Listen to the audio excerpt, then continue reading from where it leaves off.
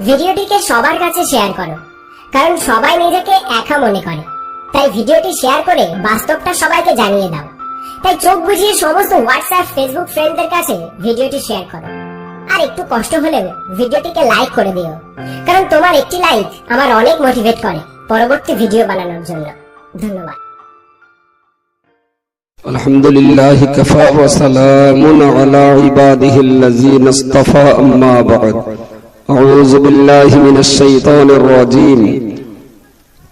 وجاهدوا في الله حق جهاده واجتباكم وما جعل عليكم في الدين من حرج ملة أبيكم إبراهيم هو سماكم المسلمين. قال النبي صلى الله عليه وسلم من عاد بي وليا فقد أذنته للحرب. صدق الله مولانا العظيم وصدق رسوله النبي الكريم. সম্মানীয় আজকে সবার সভাপতি, আমন্ত্রিত ওলামায়ে কেরাম, স্থানীয় এবং বহিরাগত বিভিন্ন স্তরের বিভিন্ন ধরনের ধর্মপ্রাণ, দিন দরদি, জ্ঞান পিপাসু, শ্রমজীবী, খেটে খাওয়া শিক্ষিত বুদ্ধিজীবী, সর্বস্তরের ভাই বন্ধু, মুরব্বীগণ, পর্দার আড়ালে অবস্থিত ধার্মিকা মমতাময়ী মা ও বোনেরা, আল্লাহ পাকের দরবারে শুকরগুজার হচ্ছি একটা অন্যায় অপকর্মমূলক কাজকে বন্ধ করে দ্বীন প্রতিষ্ঠার, ইসলাম এবং কোরআনের প্রচার প্রসার কল্পের এই আলোচনার মজলিস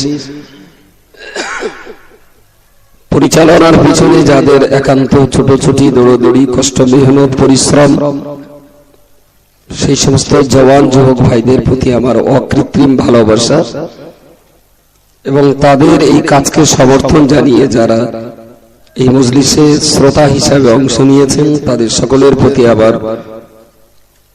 স্তর অনুযায়ী শ্রদ্ধা, ভালোবাসা, স্নেহাশীষ জানিয়ে খুব ছোট্ট একটু বিষয়ের উপরে আলোচনা শুরু করছি। মুফতি সাহেবের আলোচনার পরে আমাদের আর আলোচনা করা মানানসই হয় না।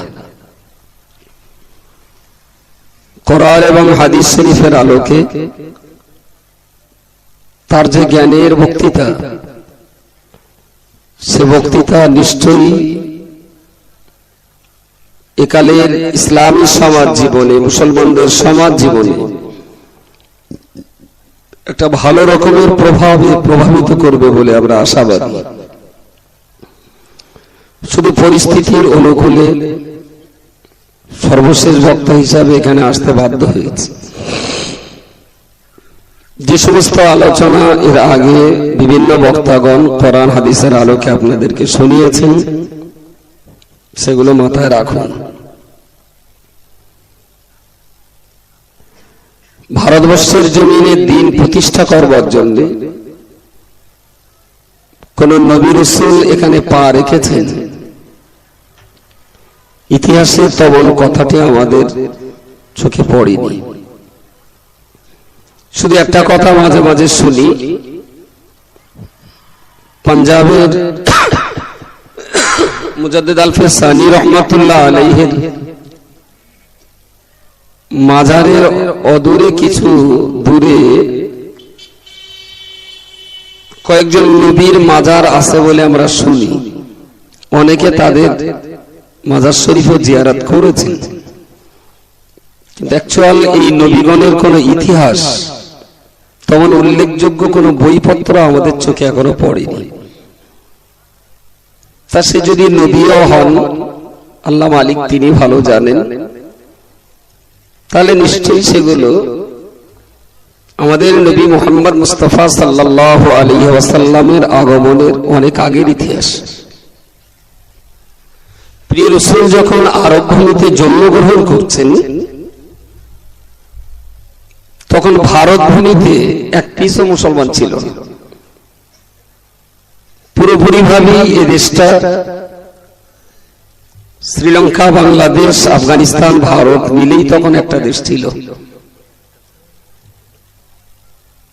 এই উপমহাদেশের মাটিতে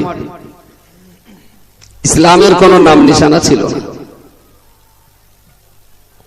আমরা যেটা জানি,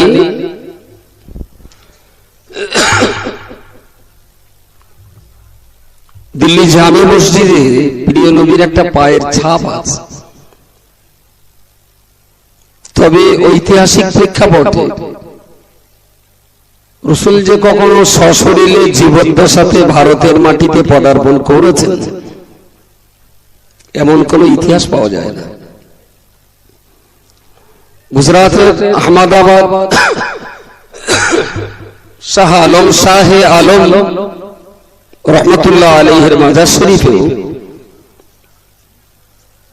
আমি দেখেছি একটা পাথরের উপর একটা পায়ের ছাপ আছে। তারা বলেন যেটা নবী পাকের পায়ের ছাপ। উল্লেখযোগ্য কোন ইতিহাস পাওয়া যায় না যে নবী পাক সশরীরে ভারতের মাটিতে কখনো পদার্পণ করেছেন।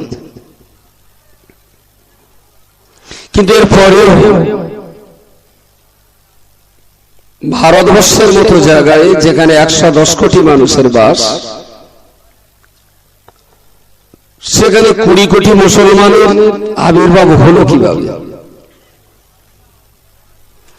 ইসলাম প্রচারের গুরু দায়িত্ব পালন করেছিলেন তো নবী মুহাম্মদ মুস্তাফা সাল্লাল্লাহু আলাইহি ওয়াসাল্লাম। তিনি 1470 খ্রিস্টাব্দে জন্ম নিয়ে 40 বছর বয়সে প্রথম ইসলামের দাওয়াত দিলেন। লা ইলাহা ইল্লাল্লাহ মুহাম্মাদুর রাসূলুল্লাহ। তিনি তার জীবনে Mecca, Medina, Hijaz, Taif, Syria, Jeddah, Riyadh এই অঞ্চলের ভিতরে ইসলাম প্রতিষ্ঠিত করতে করতে তিনি আমাদের কাছ থেকে বিদায় হলেন।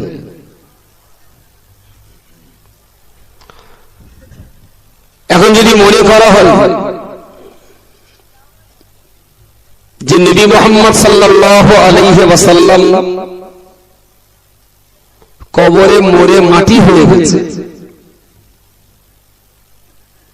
আত-তাহিয়াতু লিল্লাহি ওয়াস-সালাওয়াতু আত-তাইয়্যিবাতু আসসালামু আলাইকা আইয়ুহান নাবিয়্যু, আসসালামু আলাইকা আইয়ুহান নাবিয়্যু, এই শব্দটা তাহলে নামাজের আত-তাহিয়াতু থেকে বাদ দিতে হবে। নবী যদি মরে মাটি হয়ে যায়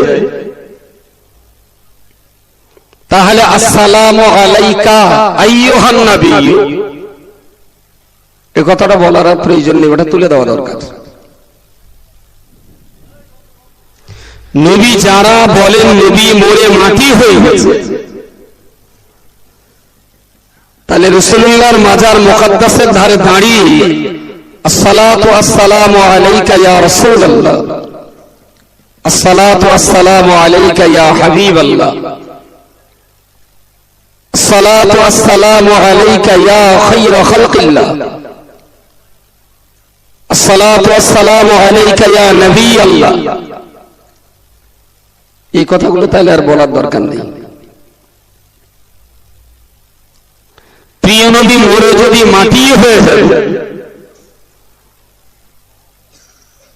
তাহলে 20 শতাব্দীর 3 দশক পরে যখন খলিফা নূরউদ্দিনের আমলে যখন তিনি সৌদি আরবে রাজকার্য পরিচালনা করতেন, তুর্কি শাসন আমলের কিছু আগে ইহুদিরা চক্রান্ত করে রাসূলুল্লাহর মাজার মুকদ্দাস থেকে তার লাশ মোবারক চুরির ষড়যন্ত্র করেছিল। ইতিহাস প্রসিদ্ধ এই ঘটনা। প্রিয় নবীর দুইজন সাহাবী জাবির বিন আব্দুল্লাহ, হুযায়ফাতুল ইয়ামানী ফরাত নদীর তীরে যাদের মাজার ছিল কবরের ধারের মাটি ভাঙতে ভাঙতে ভাঙতে ভাঙতে নদীর পানির রস কবরে পৌঁছে গেল। বাদশাকে স্বপ্ন দেখালেন, দেখলেন বাদশা যে দুইজন সাহাবী আছেন, তাদের কবরে পানি উঠছে। পৃথিবীর লক্ষ লক্ষ মানুষের তারা দেখেছিলেন 1350 বছর আগে যাদের কবর দেওয়া হয়েছিল,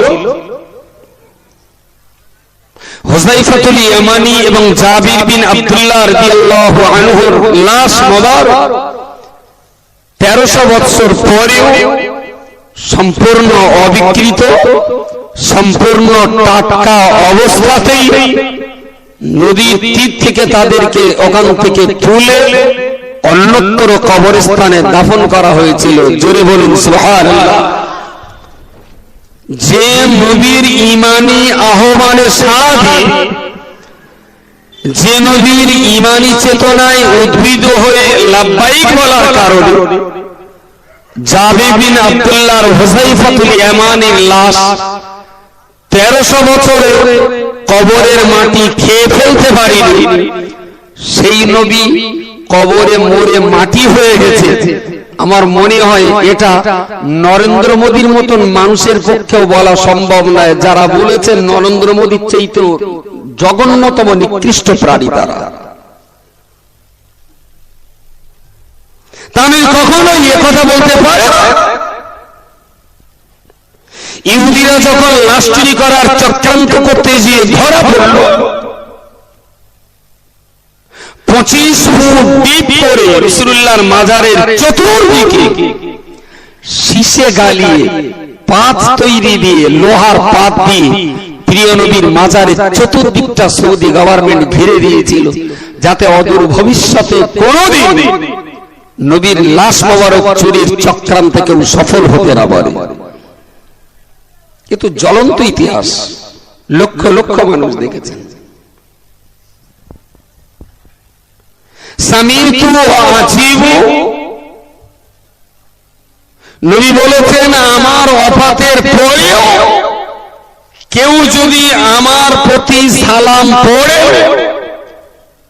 শুয়ে হোক, বসে হোক, দাঁড়িয়ে হোক, আমার মাজারের কাছেই হোক আর দূরেই হোক, যারা নবীর উপরে সালাম পড়ে, সামিতু আজিবু, হুজুর বলেছেন আমি তাদের সালাম শুনতে পাই এবং শুনতে পাবো, এবং তাদের সালামের জবাব আমি রাসূল কবরের ভিতর থেকেই দিতে থাকবো।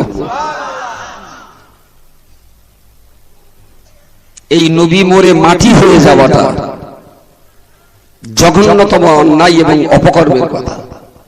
যারা বলেছেন তওবা করুন, চরম অন্যায় করেছেন। এটা আরএসএস এর কথা হওয়া দরকার ছিল, এটা রাজনাথ সিং এর বক্তব্য হওয়া দরকার ছিল, এটা বিজয়রাজের সিন্ধিয়ার কথা হলে আমার কিছু বলার ছিল না। জানি তারা ইসলামিক দুশমনের কথা বলেই থাকে। প্রিয় শ্রোতা মণ্ডলী, ভারতবর্ষ নামীয় এই উপমহাদেশের মাটিতে এক পিস মানুষ পাওয়া যাবে না যে মানুষটা নবীর হাতে হাত দিয়ে ঈমানের কলমা পড়েছে। ভারতবর্ষের মাটিতে দিনের প্রথম ঝান্ডা নিয়ে আগমন করেছিলেন সৌদি আরব, ইয়ামানের উপর দিয়ে আরব সাগর অতিক্রম করে ভারতবর্ষের কেরালার মাটিতে প্রথম যিনি ইসলামের পতাকা উড়িয়েছিলেন তিনি ছিলেন হযরতে মালিক বিন দিনার রাদিয়াল্লাহু আনহু। শুরু হলো দেশের মাটিতে ইসলামের শুভ সূচনা। খাজা মাঈনুদ্দিন চিশতি রাহমাতুল্লাহ আলাইহি ছাড়াও আর অনেক আল্লাহওয়ালা বান্দাদের প্রচেষ্টায় এদেশের মাটিতে ঈমান ইসলামের মজবুত ভিত তৈরি হতে লাগলো। মুহাম্মদ বিন ঘুরির আমল থেকে ইসলামের জয় আস্তে আস্তে আস্তে শুরু হতে লাগলো। খাজা মাঈনুদ্দিন চিশতি আজমিরি সঞ্জিবি রাহমাতুল্লাহ আলাইহির আমলে এসে আল্লাহর অফুরন্ত করুণায় এই ভারতবর্ষের জমিনে 90 লক্ষ হিন্দু মানুষ খাজা সাহেবের হাতে হাত দিয়ে ইসলামের কলমা পড়েছিলেন। সুবহানাল্লাহ। হাড়োয়ার মাটির নিচে শুয়ে থাকা সৈয়দ আব্বাস আলী গাজী রহমাতুল্লাহ আলাইহি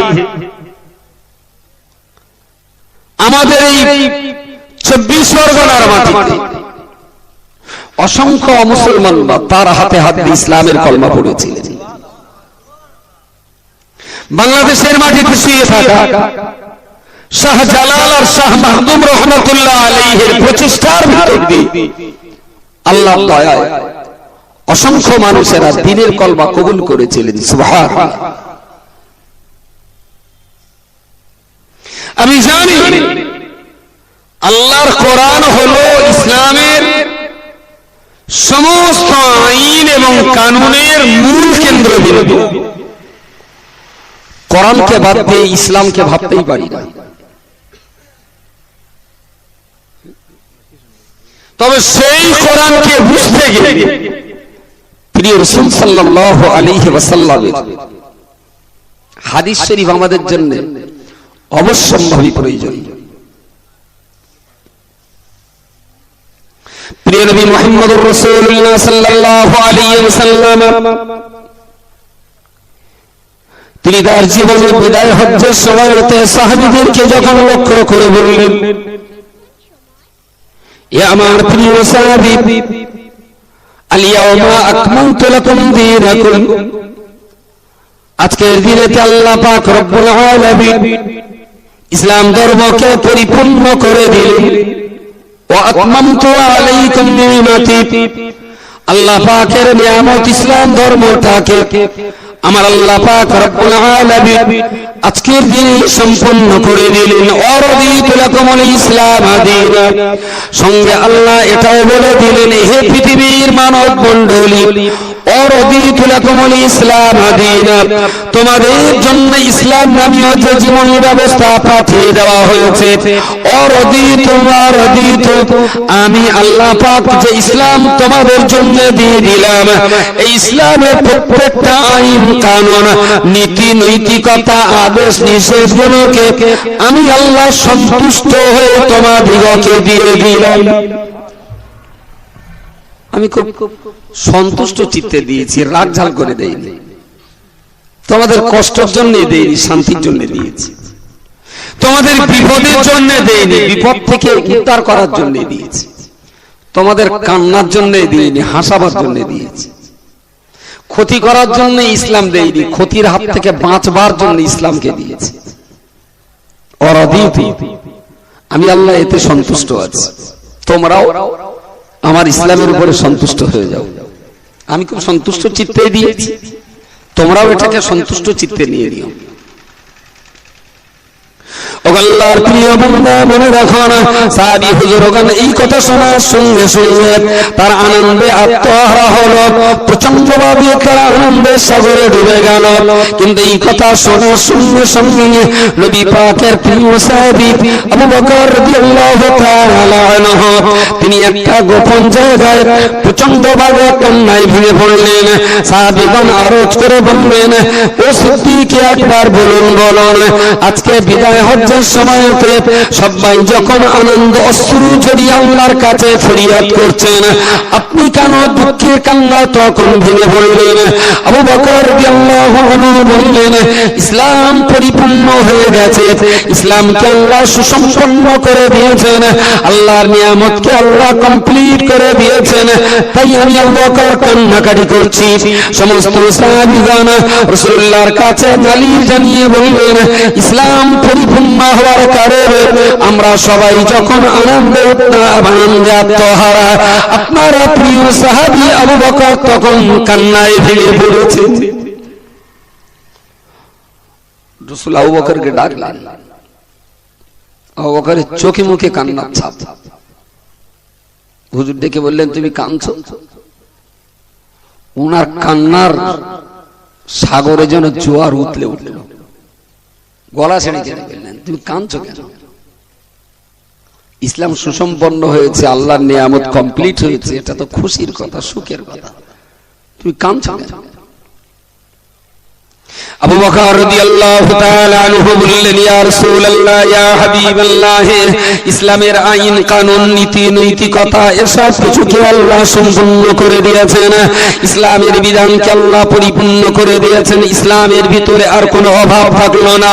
এই কথাটার বাহ্যিকভাবে যেমন আমাদের জন্য আনন্দদায়ক, এর উল্টো দিকে অভ্যন্তরীণ একটা দিক রয়েছে, যে দিকটা মনে পড়বার কারণে আমি আবু বকর না খেদিত কখনো থাকতে পারি না। ইয়া রাসূলুল্লাহ, ইয়া হাবিবাল্লাহ, হুজুর, আমার আল্লাহ পাক রব্বুল আলামিন ইসলামের প্রচার প্রসার ঘটাবার জন্য আল্লাহ আপনাকে দ্বীনের দায়ী হিসাবে দুনিয়ার জমিনে পাঠিয়েছেন। সেই ইসলামের কাজ যখন সুসম্পন্ন হয়েছে, আমি আবু বকর বুঝতে পারছি আপনার কাজ যখন সুসম্পন্ন করা হয়ে গেছে, অকারণে বিনা প্রয়োজনে আল্লাহ পাক দুনিয়ার জমিনে আপনাকে আর রাখবেন না। ইসলামের কাজ সুসম্পন্ন হয়ে গেছে মানে একাধ বছরের ভিতরে সম্ভবত আপনি চলে যাবেন। ইসলামের কাজ শেষ হয়েছে মানে আপনারও দুনিয়ার কাজ শেষ হয়ে গেছে। সুতরাং অকারণে আল্লাহ আপনাকে আর পৃথিবীতে কেন রাখবেন? আপনার যে দায়িত্ব ছিল সেটা যখন শেষ হয়ে গেছে, সম্ভবত খুব তাড়াতাড়ি আল্লাহ আপনাকে তুলে দেবেন।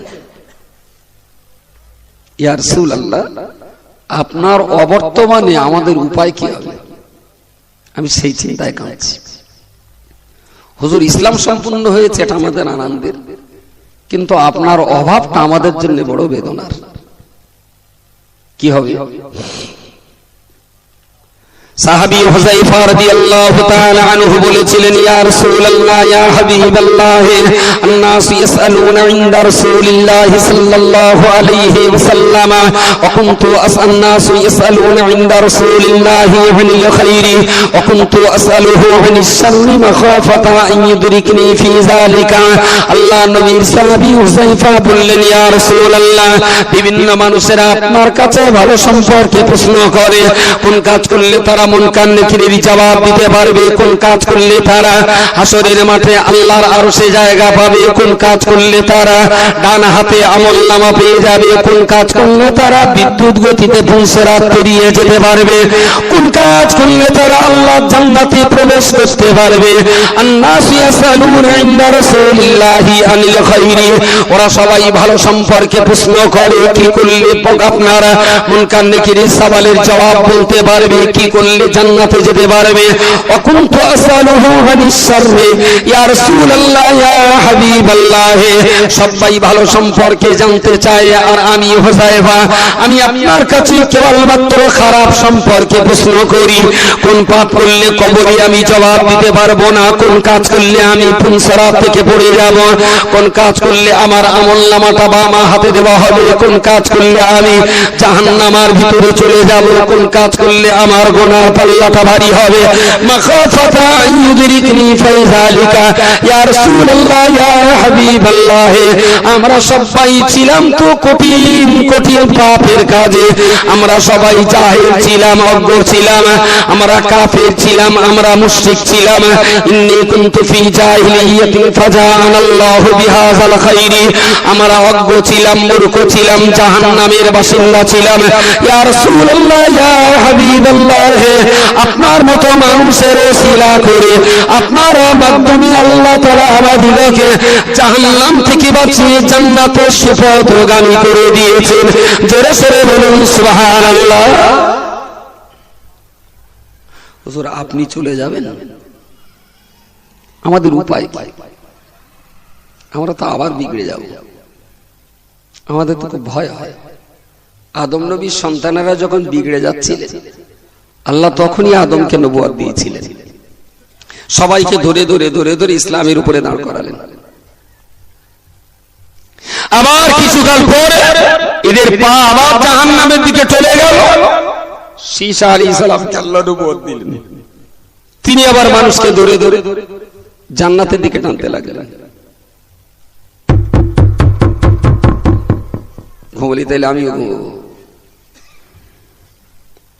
ওসব না, নাঙল জড়িয়ে দিলাম, তুমি বকে মরো আর আমরা ঘুমিয়ে ফাঁস হয়ে যাই, এটা হবে না।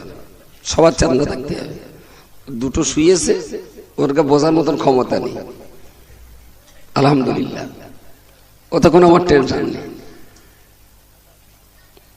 কলের ধারে আসবে অথচ কলসি খালি রেখে বাড়ি যাবে, চলবে না। মালা উল্টাও, আমি কিছু মাল ঢোকাবো। পেছনে কেউ ঘুমিলে আমার সঙ্গে বলে দেবেন, বেশিক্ষণ হবে না। আর আমিও আজকের এই জলসাটা এনে না, আমার 50 গ্রাম রক্ত শুকিয়ে গেছে। আমার দাওয়াত করেছে মাত্র 4 দিন আগে। আমার আজকে অ্যাকচুয়াল দাও একটা রায় গেছে আর একটা ডায়মন্ড হারবার। গত বছরের আগের বছরে দাওয়াত করে 8ই ফাল্গুন। কিভাবে বলে বুঝিয়ে হাতে ধরে পায়ে ধরে এটা সেটা করে কত রকম করে বলে যে ডায়মন্ড হারবারের দাওয়াতটা তাদের কাছ থেকে ক্ষমা চেয়ে নিয়েছি, আমার সে ভাষা বলার নেই। শুধু একটাই কারণে, যে অপকর্ম বন্ধ হয়েছে, যে কেউটি একবার মরে গেছে, সারা দেশের লোক আবার তারই মাথায় গোবর দিচ্ছে যাতে ঠেলে উঠতে পারে। এইটা হবে না, সালা ওর মাথায় ফলিডল ঢেলে দিয়ে হবে।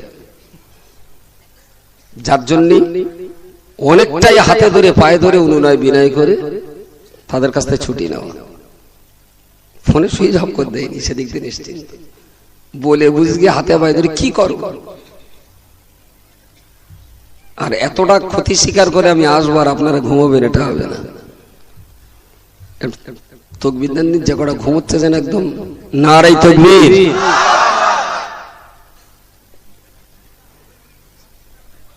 এই দুটো ঘুমোচ্ছে, একটাও নড়িনি। এতটা মানুষ ধরে তকবীর দিলে এই দুটো যে ঘুমোচ্ছে একটাও নড়িনি। তকবীর দেন দিন যেন ঠেলে ওঠে, নারাই তাকবীর। হবে না। একটা চোখ মিল গেছে, থাক একটুক্ষণ পরে আবার এক চালান দিলি হবে। যে কথাটা বলছিলাম, প্রিয় নবীর প্রিয় সাহাবী আবু বকর বললেন, হুজুর এই জগতের মানুষ ঈদের পা যখন জাহান্নামের দিকে আবার চলছিল, আপনি আবার একজনকে নবুয়ত দিলেন। ইয়াহইয়া, জাকারিয়া, দাউদ, সুলাইমান, নূহ, একটার পর একটা। কখনো একই এলাকায় 2-5টা নবী পাঠিয়েছেন, কখনো বিভিন্ন প্রান্তে 5টা 7টা 10টা 20টা নবী পাঠিয়েছেন। এই করে করে পৃথিবীর মানুষ যখনই জাহান্নামের দিকে চলেছে, তখনই নবী রাসূলদের দিয়ে তাদেরকে সতর্কতা জারি করিয়েছেন। ইয়া রাসূলুল্লাহ, আপনি চলে গেলে আমাদের ঘুম ভাঙাবে কে? আপনার বর্তমানে জাহান্নামের পথ থেকে আমাদের টানবে কে? প্রিয় নবী মুহাম্মদুর রাসূলুল্লাহ সাল্লাল্লাহু আলাইহি ওয়াসাল্লাম হাদিস শরীফের ভিতরে বলেছেন, আনা খাতামান নাবিয়্যিন লা নাবিয়্যা বাদি, আমি হলাম শেষ নবী, আমার পরেতে দুনিয়ার জীবনে আর কোন কিয়ামত পর্যন্ত আমি রাসূল হলাম। শাহাদাত আঙ্গুল, কিয়ামত হলো আপনার মধ্যমা আঙ্গুল, শাহাদাত আঙ্গুলের মধ্যমা আঙ্গুল, এই দুইটা আঙ্গুলের মাঝখানে যেমন ফাঁকা জায়গা, আমি রাসূলুল্লাহ আমার থেকে কিয়ামত পর্যন্ত এর মাঝখানে আর কোন নবী দুনিয়ায় আগমন করবেন না। আনা খাতামুন নাবিয়্যিন লা নাবিয়্যা বাদি, আমি হলাম দুনিয়ার শেষ নবী, কিয়ামত পর্যন্ত পৃথিবীতে আর কোন নবী আসবেন না। সাহাবীদের কান্না বেড়ে গেল। নবী যদি পৃথিবীতে আর না আসেন, তাহলে আমাদের উপায় কি? হুজুর, আমরা যদি আবার পাটলে যাই, আমরা যদি আবার শিরিক কুফরের দিকে ঝুঁকে যাই, কি উপায় হবে আমাদের? প্রিয় নবী মুহাম্মদুর রাসূলুল্লাহ সাল্লাল্লাহু আলাইহি ওয়াসাল্লাম ওই সময় তিনি তার সাহাবীদেরকে লক্ষ্য করে বললেন, তারাকতু ফীকুম আমরাইনি লাম তাদিল্লু মা তামাসসাকতুম বিহিমা কিতাবুল্লাহি ওয়া সুন্নাতি রাসূলিল্লাহি। হে আমার প্রিয় সাহাবী, আমি নবী তোমাদের জন্য বলে যাচ্ছি, আমি ইন্তেকাল করব, আমি কবরের জমিনে চলে যাব, আমি মাটির আড়াল হয়ে যাব, তবে আমি রাসূল বলছি আল্লাহর কোরআন আমি সঙ্গে নিয়ে যাব। না, আমি নবী কবরে চলে যাব, হাদিস আমি সঙ্গে নিয়ে যাব না। আমি কবরে চলে গেলে তোমাদের জন্য দুটো জিনিসকে রেখে গেলাম, একটা হলো কোরআন শরীফ আর একটা হলো হাদিস শরীফ। এই কোরআন এবং হাদিস যদি তোমরা আঁকড়ে ধরতে পারো, এই কোরআন আর হাদিস শরীফকে যদি তোমরা দুনিয়ার জীবনে মেনে চলতে পারো, লান তাদিলু মা তামাসসাকতুম বিহিমা, পৃথিবীর কোন শক্তি তোমাদিগকে জাহান্নামী বানাতে পারবে না। জোরে জোরে বলুন সুবহানাল্লাহ। কোরআন হাদিসকে একটু ধরে চলো। অন্ধ লোকের চলার পথের নিশানা যেমন পথ দেখায় তার লাঠি, মুসলমানদের চলার পথে একমাত্র নিশানা হলো কোরআন, তারপরে সহযোগী হলো হাদিস। এই দুটো অন্ধের লাঠির মতো তোমাদের পথ দেখাবে। আরো একবার বলুন সুবহানাল্লাহ। قال النبي صلى الله عليه وسلم العلماء ورثة الأنبياء وعلماء أمتي كأنبياء بني إسرائيل। নবী আমার সাহাবীদেরকে বললেন, বাবা সাহাবী, পূর্ব জামানার নবী এবং রাসূলগণ জাহান্নামের পথে পরিচালিত হওয়া বান্দাদিগকে বনি ইসরাইল কওমের নবীগণ যেমন জাহান্নামের ত্রাস শুনিয়েছিলেন, জান্নাতের আনন্দের কথা শুনিয়ে শুনিয়ে দুনিয়ার মানুষগুলোকে জাহান্নাম থেকে বাঁচিয়ে আল্লাহর জান্নাতের রাস্তা দেখিয়েছিলেন, আমি রাসূল বলছি আমি দুনিয়াতে ছেড়ে চলে যাব, কিয়ামত পর্যন্ত আর কোন নবী দুনিয়ায় পদার্পণ করবেন না। তবে আমি রাসূল বলছি আল উলামা ওয়ারাসাতুল আম্বিয়া, কোরআন এবং হাদিস শরীফের জ্ঞান যারা অর্জন করেছেন তারাই হলেন আলেম। আমি নবী দুনিয়া থেকে বিদায় নেওয়ার পরেতে আমার উম্মতের দলভুক্ত ওলামা সম্প্রদায়, আলেম সম্প্রদায়, তারাই তো সাধারণ পাপী তাবি বান্দা যারা জাহান্নামের কিনারায় যারা খেলাধুলা করছে, না জানি কোন মুহূর্তে জাহান্নামের ভিতরে চলে পড়ে। এই শ্রেণীর মানুষগুলোকে জাহান্নামের কঠিন আগুন থেকে বাঁচিয়ে নিয়ে আল্লাহর জান্নাতের রাস্তা দেখিয়ে দেওয়ার জন্য আমার উম্মতের আলেম সম্প্রদায় দায়িত্ব পালন করবে। পূর্ব জামানার নবী রাসূলগণ তারা যেমন মানুষের উপর এই দায়িত্ব পালন করতেন, কাম্বিয়া বনি ইসরাইল আমার উম্মতে মুহাম্মাদীদের আলেম সম্প্রদায় পূর্ব জামানার নবীদের মতন দায়িত্ব পালন করবেন। জোরে জোরে বলুন সুবহানাল্লাহ। এদেশের মাটিতে নবী সতর্কতা শোনাতে আসেননি। এদেশের মানুষ যা ইসলাম পেয়েছে পীরের দ্বারায়, ওলিয়া উলিয়ার দ্বারায়, আলেমের দ্বারায়, গৌস কুতুবের দ্বারায়, সুফি দরবেশদের দ্বারায়, আল্লাহ ওয়ালা বান্দাদের দ্বারায় এদেশের মাটিতে ইসলাম প্রচার হয়েছে। আর আজকে যদি বলা হয় কোনো আলেম লাগবে না, পীর লাগবে না, সুফি লাগবে না, ইমাম লাগবে না, কিচ্ছু লাগবে না, তাহলে যার হাত ধরে তোর বাপ মুসলমান হলো তুই তার কোনো গুণগান করতে তার কথা তুই মনে রাখতে চাচ্ছিস নে। যার হাত ধরে তো সাইয়্যিদ যুদ্ধ বড় ইসলামের কলমা পড়লো সেই আলেম হাফেজ ইমাম পীরের তরিকত বুজুর্গানে দ্বীন যে সমস্ত আল্লাহ ওয়ালাদের জীবন উৎসর্গ করার বিনিময়ে এদেশের মাটিতে ইসলাম প্রচার হয়েছে, তাদের কারোকে মূল্য দেওয়া হবে না, তাদের কারো কথার দাম দেওয়া হবে না। কোন পীর লাগবে না, কোন ইমাম লাগবে না, কোন সুফি দরবেশ গৌস কুতুব লাগবে না। তাহলে যারা আমার হাত ধরে ইসলামের কলমা শিখিয়েছেন, আমার পূর্বপুরুষদেরকে যারা অমুসলমানদের ঘরে ইসলামের দাওয়াত দিয়ে দ্বীনের কলমা কালাম পড়িয়েছিলেন, তাদের সেই কলমার শুনে আমার 3 নম্বর দাদু ইসলামের কলমা পড়লেন, আর আমি সেই বংশে জন্ম নেওয়া 6 নম্বর নাতি বললাম কোন পীর ওলি সুফি দরবেশ কিচ্ছু লাগবে না। এত বড় বিশ্বাসঘাতক নেমক হারাম পৃথিবীতে আর একটা হয় বলে মনে হয়? আর নাহলে আমার বলুক যে আমার দাদু নবীর কাছ থেকে কলমা পড়েছিল, আমি কিচ্ছু বলবো না। আর নাহলে বলতে হবে যে আমার নানি মদিনায় গিয়ে মুহাম্মদ সাল্লাল্লাহু আলাইহি ওয়াসাল্লামের জ্যান্ত করে তুলে হাতে হাত দিয়ে কলমা পড়ে গেল, সেজন্য আমি করে পীর মানি না।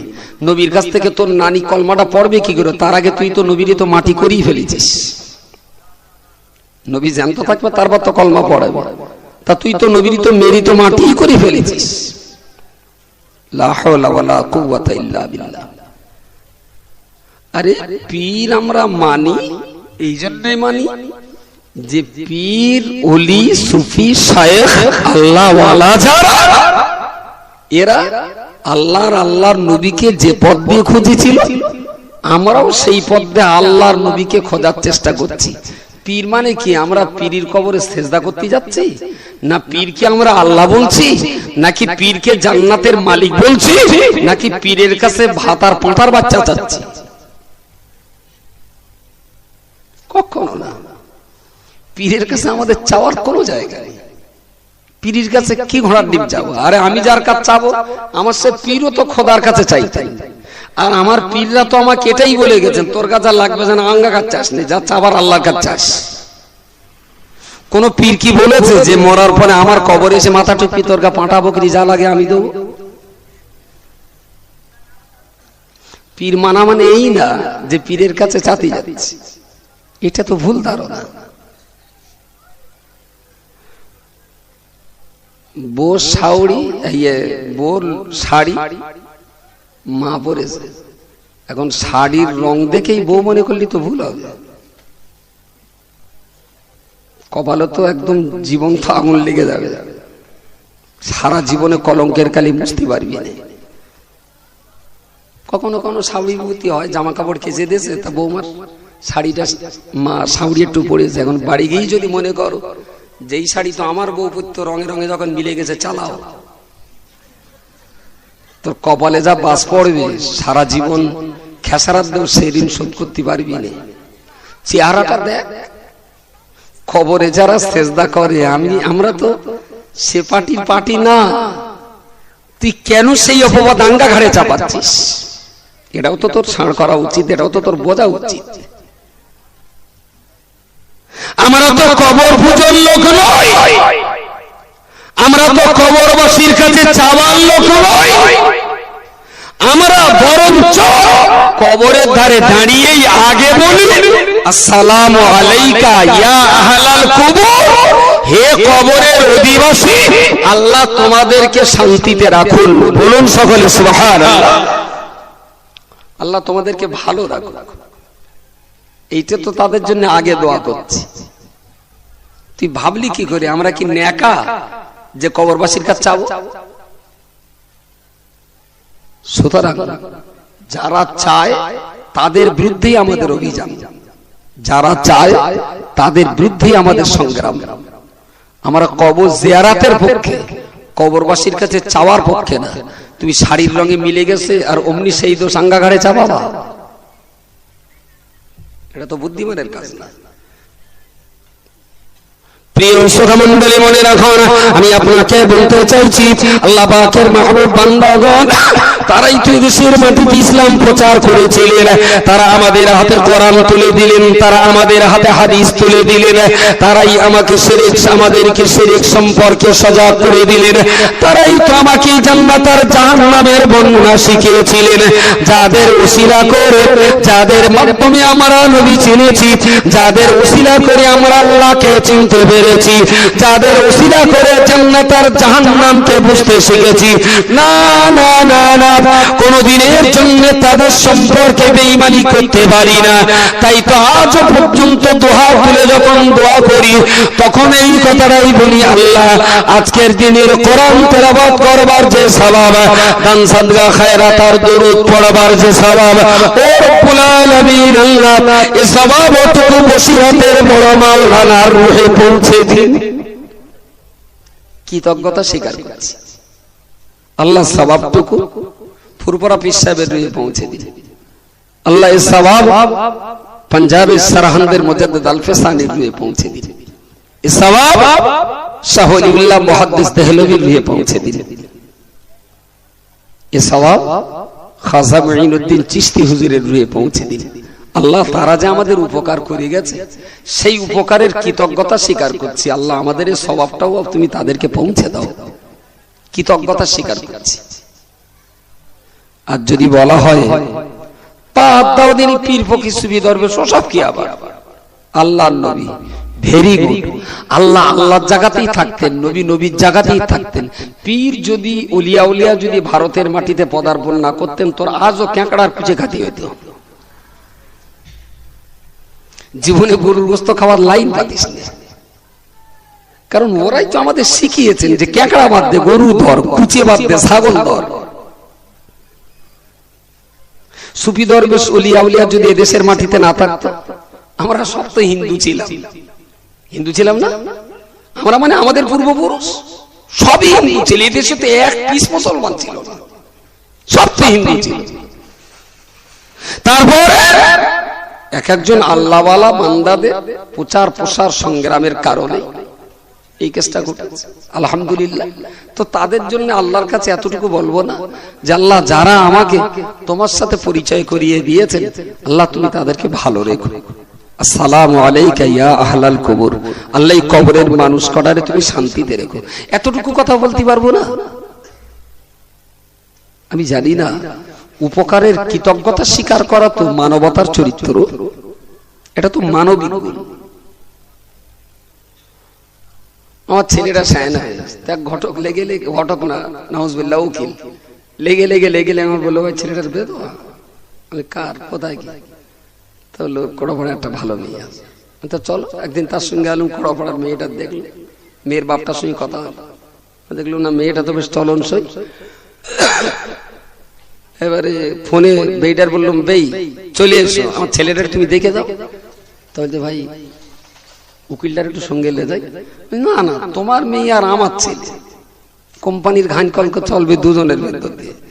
ও ঘোড়ার ডিমে যদি ডাকো তাইলে আবার শেষে আন্ডার প্যান্ট গেঞ্জি লুঙ্গি দিতে হবে। বেকার ঝামেলা করে লাভ কি? তোমার সঙ্গে যখন একটা পরিচয় হয়ে গেছে, ওসব উকিল ফুকিল ছাড়ো ছাড়ো। কাজটা কি খুব ভালো কাজ? শালা কত বড় বেঈমান না হলে উকিল বাদ দেবে দেয়? ন্যূনতম তো তার একটু ডাক, সে যখন চিনিয়ে দিয়েছে তার একটুখানি ডাক, দিন তারও বল, দুটো খাইয়ে দাইয়ে সুন্দর করে একটা লুঙ্গি গেঞ্জি আন্ডার প্যান্ট শর্ট প্যান্ট দে, আয় তুমি আমার এই ছেলেরা বের জন্য একটু যোগাযোগ করে দেছো। উপকার তুমি অনেক করেছো, দেখলে একটু গায়ে দিও, আর এই 500 টাকা দিচ্ছি, একটু বাচ্চা কাচ্চাদের মিষ্টি টিষ্টি খাইয়ে আর দোয়া করো আমার সংসারটা যেন ভালো হয়, আল্লাহ যেন কবুল করে, একটু আল্লাহর কাছে দোয়া করো। তাহলে উকিলটা বুঝলো জেনে এরা আমার একটু দাম দিচ্ছে। কি যাইতে উকিল যোগাযোগ করিয়ে দিলে একবার দুবার যাওয়া আসার পরে উকিল বাদ দে, তুই আর আমি বে করে এলাই। মাঝগানের পীর ফকিরদের উড়িয়ে দেওয়া মানেই তো তাই। লা হাওলা ওয়ালা কুওয়াতা ইল্লা বিল্লাহ। মানবতার একটা স্বাভাবিক চরিত্র হলো উপকারের কৃতজ্ঞতা স্বীকার করা। আমরা পীর মাশায়েখদের সেই কৃতজ্ঞতাটাই স্বীকার করছি, আর কিছু না। তাদের কাছে আমাদের চাওয়ার কিছু নেই, তবে তারা আমাদের জন্য হাদিস আর কোরআনের মূল ভিত্তির যে দাওয়াইগুলো দিয়ে গেছে, আলহামদুলিল্লাহ। বললো কোরআন শরীফ আর হাদিস শরীফ ছাড়া কিচ্ছু মানা যাবে না। ভেরি গুড, আমারও মত আছে, হাদিস আর কোরআন ছাড়া কিচ্ছু মানা যাবে না। হাদিস কোরআনে কি আছে, কি করে নামাজ পড়তে হয় তাতে আছে, রোজা কি করে করতে হয় তাতে আছে। হাদিস কোরআনে কি আছে না, হজ কি করে করতে হয় তা সব লেখা আছে। আর কি আছে না, বাপ মরে গেলে ছেলে পিলের জমি জায়গা কি করে ভাগ করতে হয় তা হাদিস কোরআনে আছে। নামাজ কোন দিকে পড়তে হয় না কাবার দিকে, সেটা হাদিস কোরআনে আছে। এখানে জামাত পাটি বিছানো হলো, এদিক ফিরে আমরা দাঁড়াও দাঁড়াও, নামাজ কার জন্য হবে? তাহলে আল্লাহর জন্য হবে। কোন দিক ফিরে পড়বা? তাহলে কাবার দিকে। আমলে এতে কি কোরআনে কিছু বলা আছে? তাহলে হ্যাঁ আছে, ফাওয়াল্লি ওয়াজহাকা শাতরাল মাসজিদিল হারাম, কাবা শরীফ দিকে মুখ করে নামাজ পড়। আমলে ভেরি গুড। এই দিকে যে কাবা শরীফ আছে তার প্রমাণ? তাহলে তো না আমার আব্বা পড়তো। আমলে এই দিকে যে কাবা শরীফ আছে তোমার বাপের প্রমাণ? তাহলে আমার দাদা পড়তো। আমলে এই দিক যে কাবা মনে করে তোমার দাদা নামাজ এই দিক ফিরে পড়তো, তার প্রমাণ? বললো কেন আমার দাদার বাপ পড়তো। তাহলে বাপ দাদাদের বাদ দিয়ে কাবা ঠিক করা যাবে কি? তুই হাদিস আর কোরআন মেনেই নামাজ পড়, আমার কোনো দুঃখ নেই। তোর কিয়ামত পর্যন্ত টাইম দিলাম, কাবা যে এই দিকে আছে এইটা প্রমাণ করাবি বেলতলার মাটিতে দাঁড়িয়ে। বলবে কেন কম্পাস?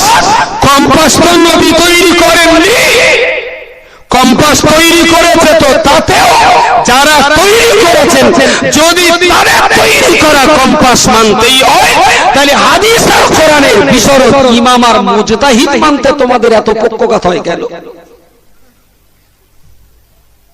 কম্পাস যারা আবিষ্কার করেছে তাদের মানতে যদি দোষ না হয়, তাহলে কোরআনের মুফাসসির আর হাদিসের মুহাদ্দিসদের মানতে এত দোষটা কিসের হয়? পাকামো করাও ভালো, তবে পোঙা পাকামো না করলেই ভালো হয়। এজন্য ইসলামটাকে নিয়ে একটা খেলনা মনে করা হচ্ছে। ভঙ্গিমাটাও যেন এমন যে আমরা ছাড়া আর কেউ হাদিস মানতে পারে না। আরে শাবাশ, মানো না হাদিস কোরআন মেনে নামাজটা পড়ো না, কোন দিক ফিরে পড়ো? কাবা এখান থেকে যে এইদিকে এত যুগ যুগ ধরে চলে আসছে, তাদের সেই কথা বিশ্বাস করি, আমার এই দিক ফিরে নামাজ পড়ছি। এখান থেকে চলে গেলুম সুন্দরবন, উঠলুম একটা টাওয়ারে, আকাশে প্রচন্ড মেঘ, ঠিক করতে পারছি। পুলিশের দিকে শুনতে আমি, দাদা পশ্চিম কোন দিক বলেন? তাহলে এইটা পূব আর এইটা পশ্চিম। আমি তাই, তা সেইভাবে নামাজ পড়লো। তাহলে আমি যে কাবার দিকে মুখ করে নামাজ পড়ছি, আমার পশ্চিম দিকটা বলেছে কেনা? গণেশ চ্যাটার্জি। ডাকো আল্লাহ, আর কার কথায় কেবলা ঠিক করতে হচ্ছে? ইমাম বুখারীর ডেকে আনো, যে একটু বলে দেখ যে পশ্চিমটা কোন দিক, তুমি একটু বলে দাও, তারপর নামাজ পড়তে হবে তোর। ওই কাবরার কথাই তুই নামাজ পড়লে হবে না, কারণ এটা তো হাদিসে নেই। এত সরল স্বাভাবিক জিনিসগুলো মাথায় ঢোকে না। আমরা হাদিস কোরআনের বিরোধী, লা হাওলা ওয়ালা কুওয়াতা ইল্লা বিল্লাহ। আরে হাদিস কোরআন মানতে গেলেই তো এই লোকগুলোর মানা ছাড়া কোনো তো লাইন পাচ্ছি। প্রিয় নবীর হাদিস যদি মানতেই হয়, তাহলে নবীর হাদিস মানার আগে আমাকে বিশ্বাস করতে হবে যে ইমাম বুখারী সত্যবাদী। কারণ ইমাম বুখারী তো হাদিসগুলোকে এক জায়গায় করেছেন। যদি আমার সন্দেহ থাকে যে ইমাম বুখারী মিথ্যাবাদী, তাহলে তার সংকলন করা হাদিসে জাল থাকতেই পারে। তাহলে ইমাম বুখারীর জবানটাকে তো সত্যি বলে মানতেই হবে। নবী কোন জায়গায় বলে গেছেন যে রাশিয়ার বোখারাতে মুহাম্মদ বিন ইসমাইল বুখারী বলে একজন আসবে, সেইটি যে কথাগুলো লিখবে সেইগুলো খাঁটি, বাকিগুলো জাল। এইটার একটা হাদিস দেখাবা।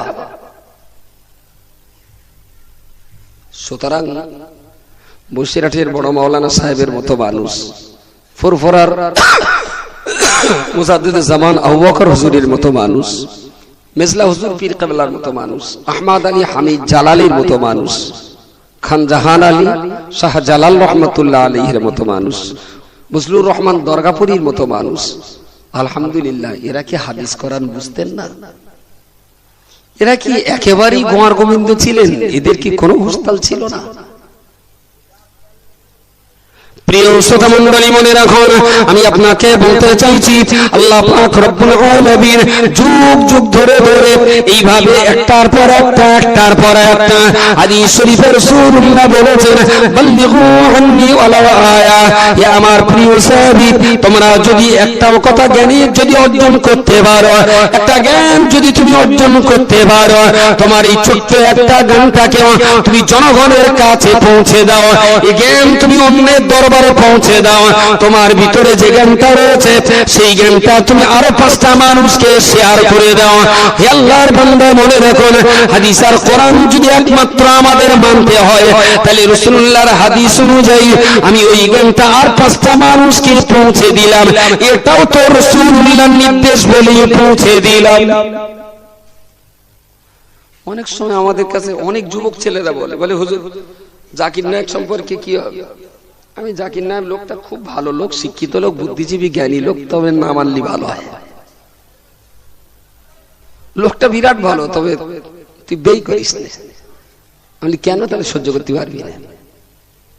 তাহলে দেখেন দিনই তার হাতে হাত দিয়ে কত লোক মুসলমান হচ্ছে। আপনাদের হাতে হাত দিয়ে কেউ তো এখনো মুসলমান হয়নি, সে লোকের হাতে হাত দিয়ে কত অমুসলমান ইসলাম কবুল করছে। আপনি বলছেন কি এই লোকটা সম্পর্কে? আমি শোন, জাকির নায়েকের হাতে হাত দিয়ে যদি 10 লক্ষ মুসলমান অমুসলমান যদি ইসলাম কবুল করে, তবুও তুই সত্যটা মেনে নে, জাকির নায়েক কোরআন শুদ্ধ করে পড়তে শিখেনি। কথাটা বোঝা যায়নি? আলহামদুলিল্লাহি রাব্বিল আলামিন আর রহমানির রহিম মালিকি ইয়াউমিদ্দিন ইয়্যাকা না'বুদু ওয়া ইয়্যাকা নাস্তাঈন। শুদ্ধভাবে জাকির নায়েক কোরআন পড়তে পারিনি। তিনি যা কোরআনগুলো পড়ছেন আমরা বাই মেল বিভিন্ন রকম ভাবে পাচ্ছি। একটা ছোট্ট বাচ্চা ছেলে, যে ছেলেটা 2-4 পারা কোরআন মুখস্থ করেছে, তাকে শুনিয়ে দিন, এক কথায় বলে দেবে সূরা ফাতিহার ভিতরে 375টা ভুল। তার হাতে হাত দিয়ে কত লক্ষ লোক মুসলমান হচ্ছে, হোক, আমার দুঃখ নেই। তবে জানবেন, মশলা মাসাইল দিয়ে নাক গলাবার ক্ষমতা আর অধিকার আর যোগ্যতা জাকির নায়েকের নেই। তাহলে না তো আলী অমুসলমানরা কলমা পড়ছে কেন? বলে একটা কারণ আছে। এখানে যত ভাই আছেন চেতনাশীল বুদ্ধিজীবী ভাই, পিছনে অনেক ভাইগুলো দাঁড়িয়ে রয়েছেন, ওদের একটু বসতে দাও। বলছি ভিতরে তো জায়গা আছে, একটু ঢুকে যাও, অনেক জায়গা আছে, একটু বসো, একটু বসো। ভিতরে যেখানে যা জায়গা খালি আছে ওখানে একটু বসো, কোনো অসুবিধা নেই। যে কথাটা বলছিল, এখন না আমাদের সে বাড়ি না খাওয়ার মজা উঠে গেছে। যখন ছোট ছিলাম আমাদের কোম্পানিতে তো প্রোডাকশন আল্লাহর রহমে অনেক, আমরা 6 ভাই আর 6 বোন। অনেকে আবার জিজ্ঞেস করে তোমার আব্বার কি 2টো বে? আমি বলি না, একটা। 2টো বে হলে আবার 24টা হইতো আল্লাহর রহমে। 6 ভাই আর 6 বোন। তা একটা বোন জমা হয়ে গেছে আর বাকি 6 ভাই আর 5 বোন এখনো আছে। তা ওই যখন মাদ্রাসা পড়তুম সব বাড়ি টাড়ি এলে 8-9 ভাই বোনি যখন এক জায়গায় খাতি বসবো, তা মা দেবে। ভাইয়ের বড় ভাইয়ের তখন বিয়ে হয়নি, বৌমা টোমা বাড়ি কেউ নেই, মা দেবে। তা মা একদম জ্বলিয়ে যাবে, এর ঝোল দাও, ওর পটল দাও, এ আলু খাবে না, ওর ডালির তলাতে দাও, এর ডালির মাথানি দাও, কত রকমের ভাই না। তা মা ভাত বাটারা করছে, সব দিচ্ছে, আর আমরা সব গোল হয়ে বসে খাচ্ছি। এবার গোস্ত সব খাওয়া হয়ে গেছে, আর গোস্ত দেবে। প্রথমে গড়ে 1 চামচ করে মেরে গেল, কারোর কিছু বলার টাইম পেলে না। এইবার আমি বললাম মা একটুখানি একটু আবজোস দাও দিন, 1 চামচ। আবজোস চামচ, আবজোস কমনে থাকে হাঁড়িতে, আবজোস উপরে মানে কি সর্বস্বের উপরে? তার মানে হাঁড়ির ভেতরে সবার উপরে আবজোস। তা যেই বললাম আবজোস, চামচ মেরেই তুলে দিল। এমন ভাই একটু খুব খুঁটি গেছে গায়ে, ভাই বলতাম একটা দিল হবে। এইবারে মার মাথা ব্যস্ত, সেই হাঁড়ির ভেতরে নে চামচ নে দে, তা সারা পর্যন্ত দৌড়চ্ছে, শুধু হাঁড়ির ভেতরে খড়খড় করতেছে, দিল আর পায় না। মা বলতে তোর গা জ্বালায় না, জ্বলে মরল। বলে এদিক সেদিক করে খুঁজিয়ে একটুখানি একটা দিল পেনা পেয়ে এলো। দিল কি পরান বা চাল্লা জানে, তাই দিয়ে বুঝিয়ে দিলে এই লেখা। আমি দাম এড়ে গরু না গাই গরু? মা বলতে গাই গরু। তাতে একটু পালান দিবি আমার একটা। মার মাথা শেষ। আমি চেয়েছি আফজোস, ফটাং করে তুললো আর মারলে। কিন্তু যখন দিল চাচ্ছে আমার মার মাথায়, তখন ভূত চাকাচ্ছে। ও যখন পালান চাচ্ছে, মা তখন অস্থির হয়ে যাচ্ছে। আবার সেই নাকড়ি মিরি খুঁজিয়ে একটা সাদা বেনা ছিল, সেইটা তুলে বলে ও বাসে মুখ ইচ্ছে তো একটু মামা বাগান, বলতাম আমারটা সিনার হাট দিবি। আফজোস চালিয়ে দিয়ে দেওয়া যায়, কারণ হাড়ির একদম মুখ পাত থাকে। কিন্তু দিল্লা কমনে আছে, পালানটা কমনে আছে, সিনাটা কমনে আছে। এই বের করতে গেলেই না গামছা ভরে লাভ দিয়ে হবে ভেতরে। আফজোস দেওয়ার ক্ষমতাটা জাকির নায়েকের আছে, দিল পালান আর সিনা খুঁজে দেওয়ার ক্ষমতাটা জাকির নায়েকের নেই। বেকার পাগলামি করিস না। প্রিয় শ্রোতা মণ্ডলী, মনে রাখো না, ইসলাম ধর্ম ইসলাম ধর্মটাকে যদি এক হাঁড়ি রান্না করা গোশতের সঙ্গে তুলনা করি, ইসলামটাকে যদি এক হাঁড়ি গোশতের সঙ্গে তুলনা করি, ওই গোশতের হাঁড়ি স্বল্প হালকা করলেই প্রথম যে আবজোসটা দেখতে পাবো ওটাই হলো ওয়াহদাহু লা শারীকা লাহু, এক আল্লাহ ছাড়া দ্বিতীয় কোনো মাবুদ নাই, লা ইলাহা ইল্লাল্লাহ, এক আল্লাহ ছাড়া দ্বিতীয় কোনো মাবুদ নাই, লা তুশরিক বিল্লাহি ইন্নাশ শিরকা লাযুলমুন আযীম, আল্লাহর সঙ্গে পৃথিবীর কাউকে শরীক করো না, লা তুশরিক বিল্লাহি ওয়া ইন কুতিলতা ওয়া হুররিকতা, তুমি কখনো আল্লাহর সঙ্গে শরীক করো না, যদিও তোমাকে কতল করে দেওয়া হয়, যদিও তোমাকে জ্বলন্ত আগুনে জীবন্ত পুড়িয়ে মারা হয়, তথাপিও তুমি যেন আল্লাহর সঙ্গে শরীক করো না।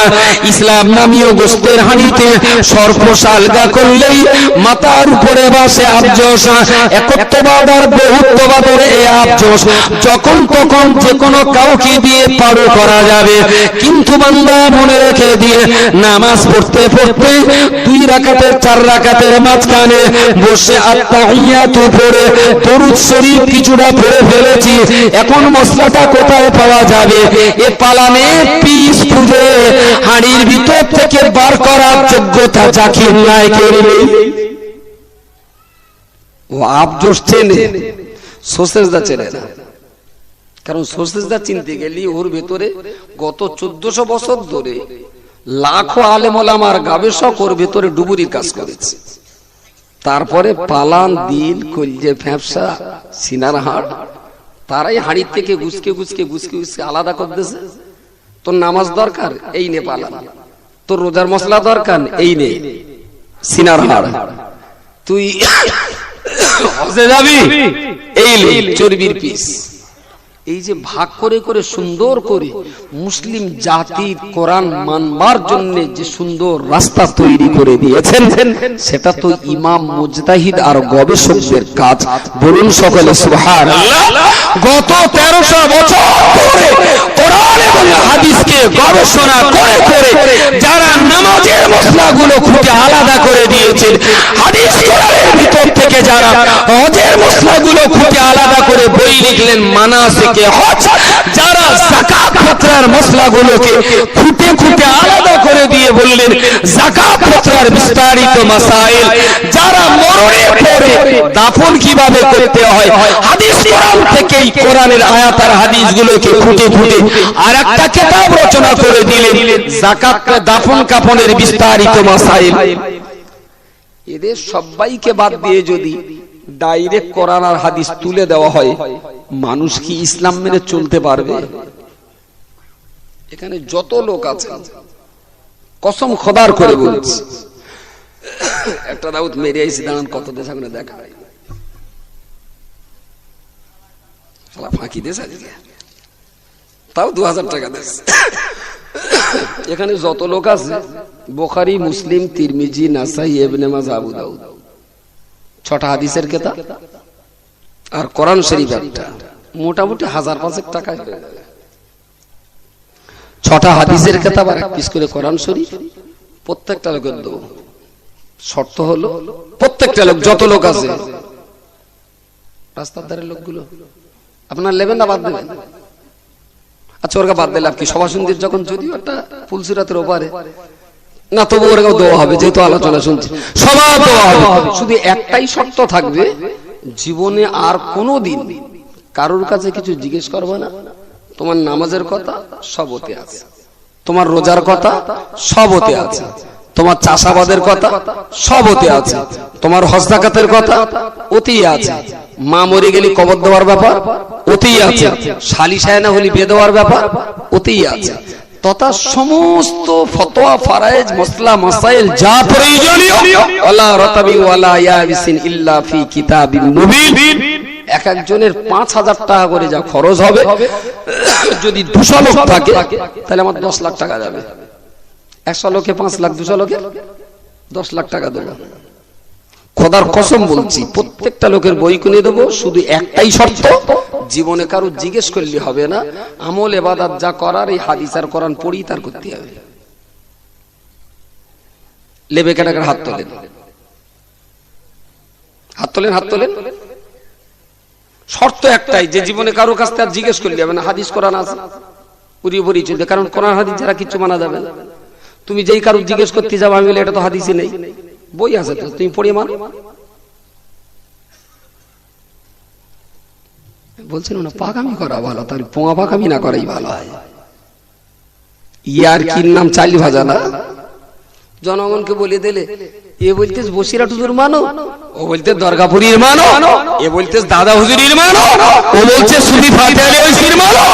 আমরা বলছি না, তালতলা বেলতলা গোলতলা বসিরহাট ফুরফুরা কারুর মানতে হবে না, ডাইরেক্ট মদিনা মানো। জনগণ বললো সর্বনাশ, শালা কাইম সাহেব বললো বসিরহাট হুজুরির কথা, বসিরহাট হুজুর কোথাকার সার পোকা, আমি বসিরহাট হুজুর মানতে যাবো কেন? এরা বলতে নবীর কথা, তাহলে এক চান্সে মদিনায় যাওয়া ভালো। জনগণের ব্রেন 1 মিনিটে ওয়াশ হয়ে যাচ্ছে, কারণ এরা বলেছে তালতলা বেলতলা দাদা হুজুর বসিরহাট হুজুর, আর ওরা বলে যাচ্ছে একদম ডাইরেক্ট মদিনা। তাহলে শালা এসব সার পোকা তালা পোকা ওই পোকার জাত, ওসব ছেড়ে দাও, একদম ডাইরেক্ট মদিনা ধরো। কিন্তু ডাইরেক্ট মদিনা যাওয়ার ঠেলাটা বোঝা যাচ্ছে, কত বোঝা যায়নি? আমি বলছি তো 10 লক্ষ টাকা আমার যায় যাবে, সবার বই কিনে দেবো, কিন্তু এই শর্ত কারোর জিজ্ঞেস করলে যাবে না, বই পড়ে নিজে নিজে মানতে হবে। যদি কেউ বলে লোকের কাছ থেকে জেনে লাও, ওইটা তো হবে না। আমার বলছে বলে হুজুর কেন জাকির নায়েক খারাপ কি বলছে? আমি বললো কেন? তা বলছে না তিনি তো বলছেন হাদিস কোরআন ছাড়া কিচ্ছু মানা যাবে না। আমি জাকির নায়েক বলেছে, তাহলে হ্যাঁ বলেছে। না এরকম কথা তো বলতেই পারে না, অথচ আমি জানি বলেছে। তাহলে না ভাই বলেছে, আমি তুই কসম করে বলতে পারি? বলে আল্লাহর কসম করে বলছি ভাই, আমি ইন্টারনেট থেকে ওনার ডাউনলোড করে শুনেছি, উনি বলেছে হাদিস কোরআন ছাড়া কিচ্ছু মানা যাবে না। বলি এত বড় কথা বললো?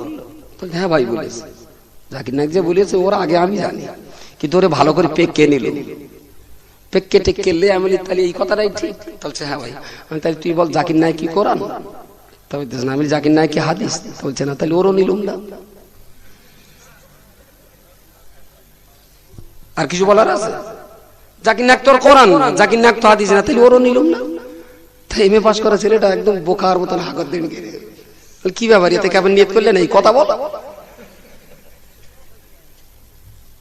বোকা পাড়ায় বড্ড ঘোল বিক্রি করা যায় না। প্রিয় শ্রোতা মণ্ডলী মনে রাখুন, এই কোরআনের ভিতরে মানব জীবনের যাবতীয় তথ্য বিদ্যমান, রাসূলুল্লাহর হাদিস শরীফের ভিতরে যাবতীয় কোরআনের ব্যাখ্যা বিশ্লেষণ সত্য সেখানে বিদ্যমান।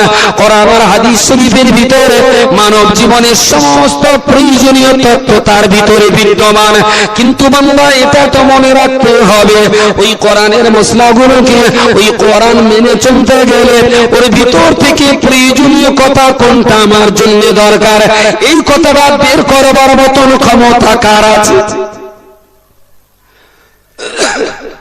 ওষুধ কিনলাম কাশির ওষুধ, ওর গায়ে লেখাই রয়েছে যে 6 বছরের নিচে যাদের বয়স তারা হাফ চামচ করে দিনে 2 বার, 20 বছর বয়স যাদের তারা 1 চামচ করে দিনে 3 বার, তার উপরে যাদের বয়স তার গা 2 চামচ করে দিনে 4 বার।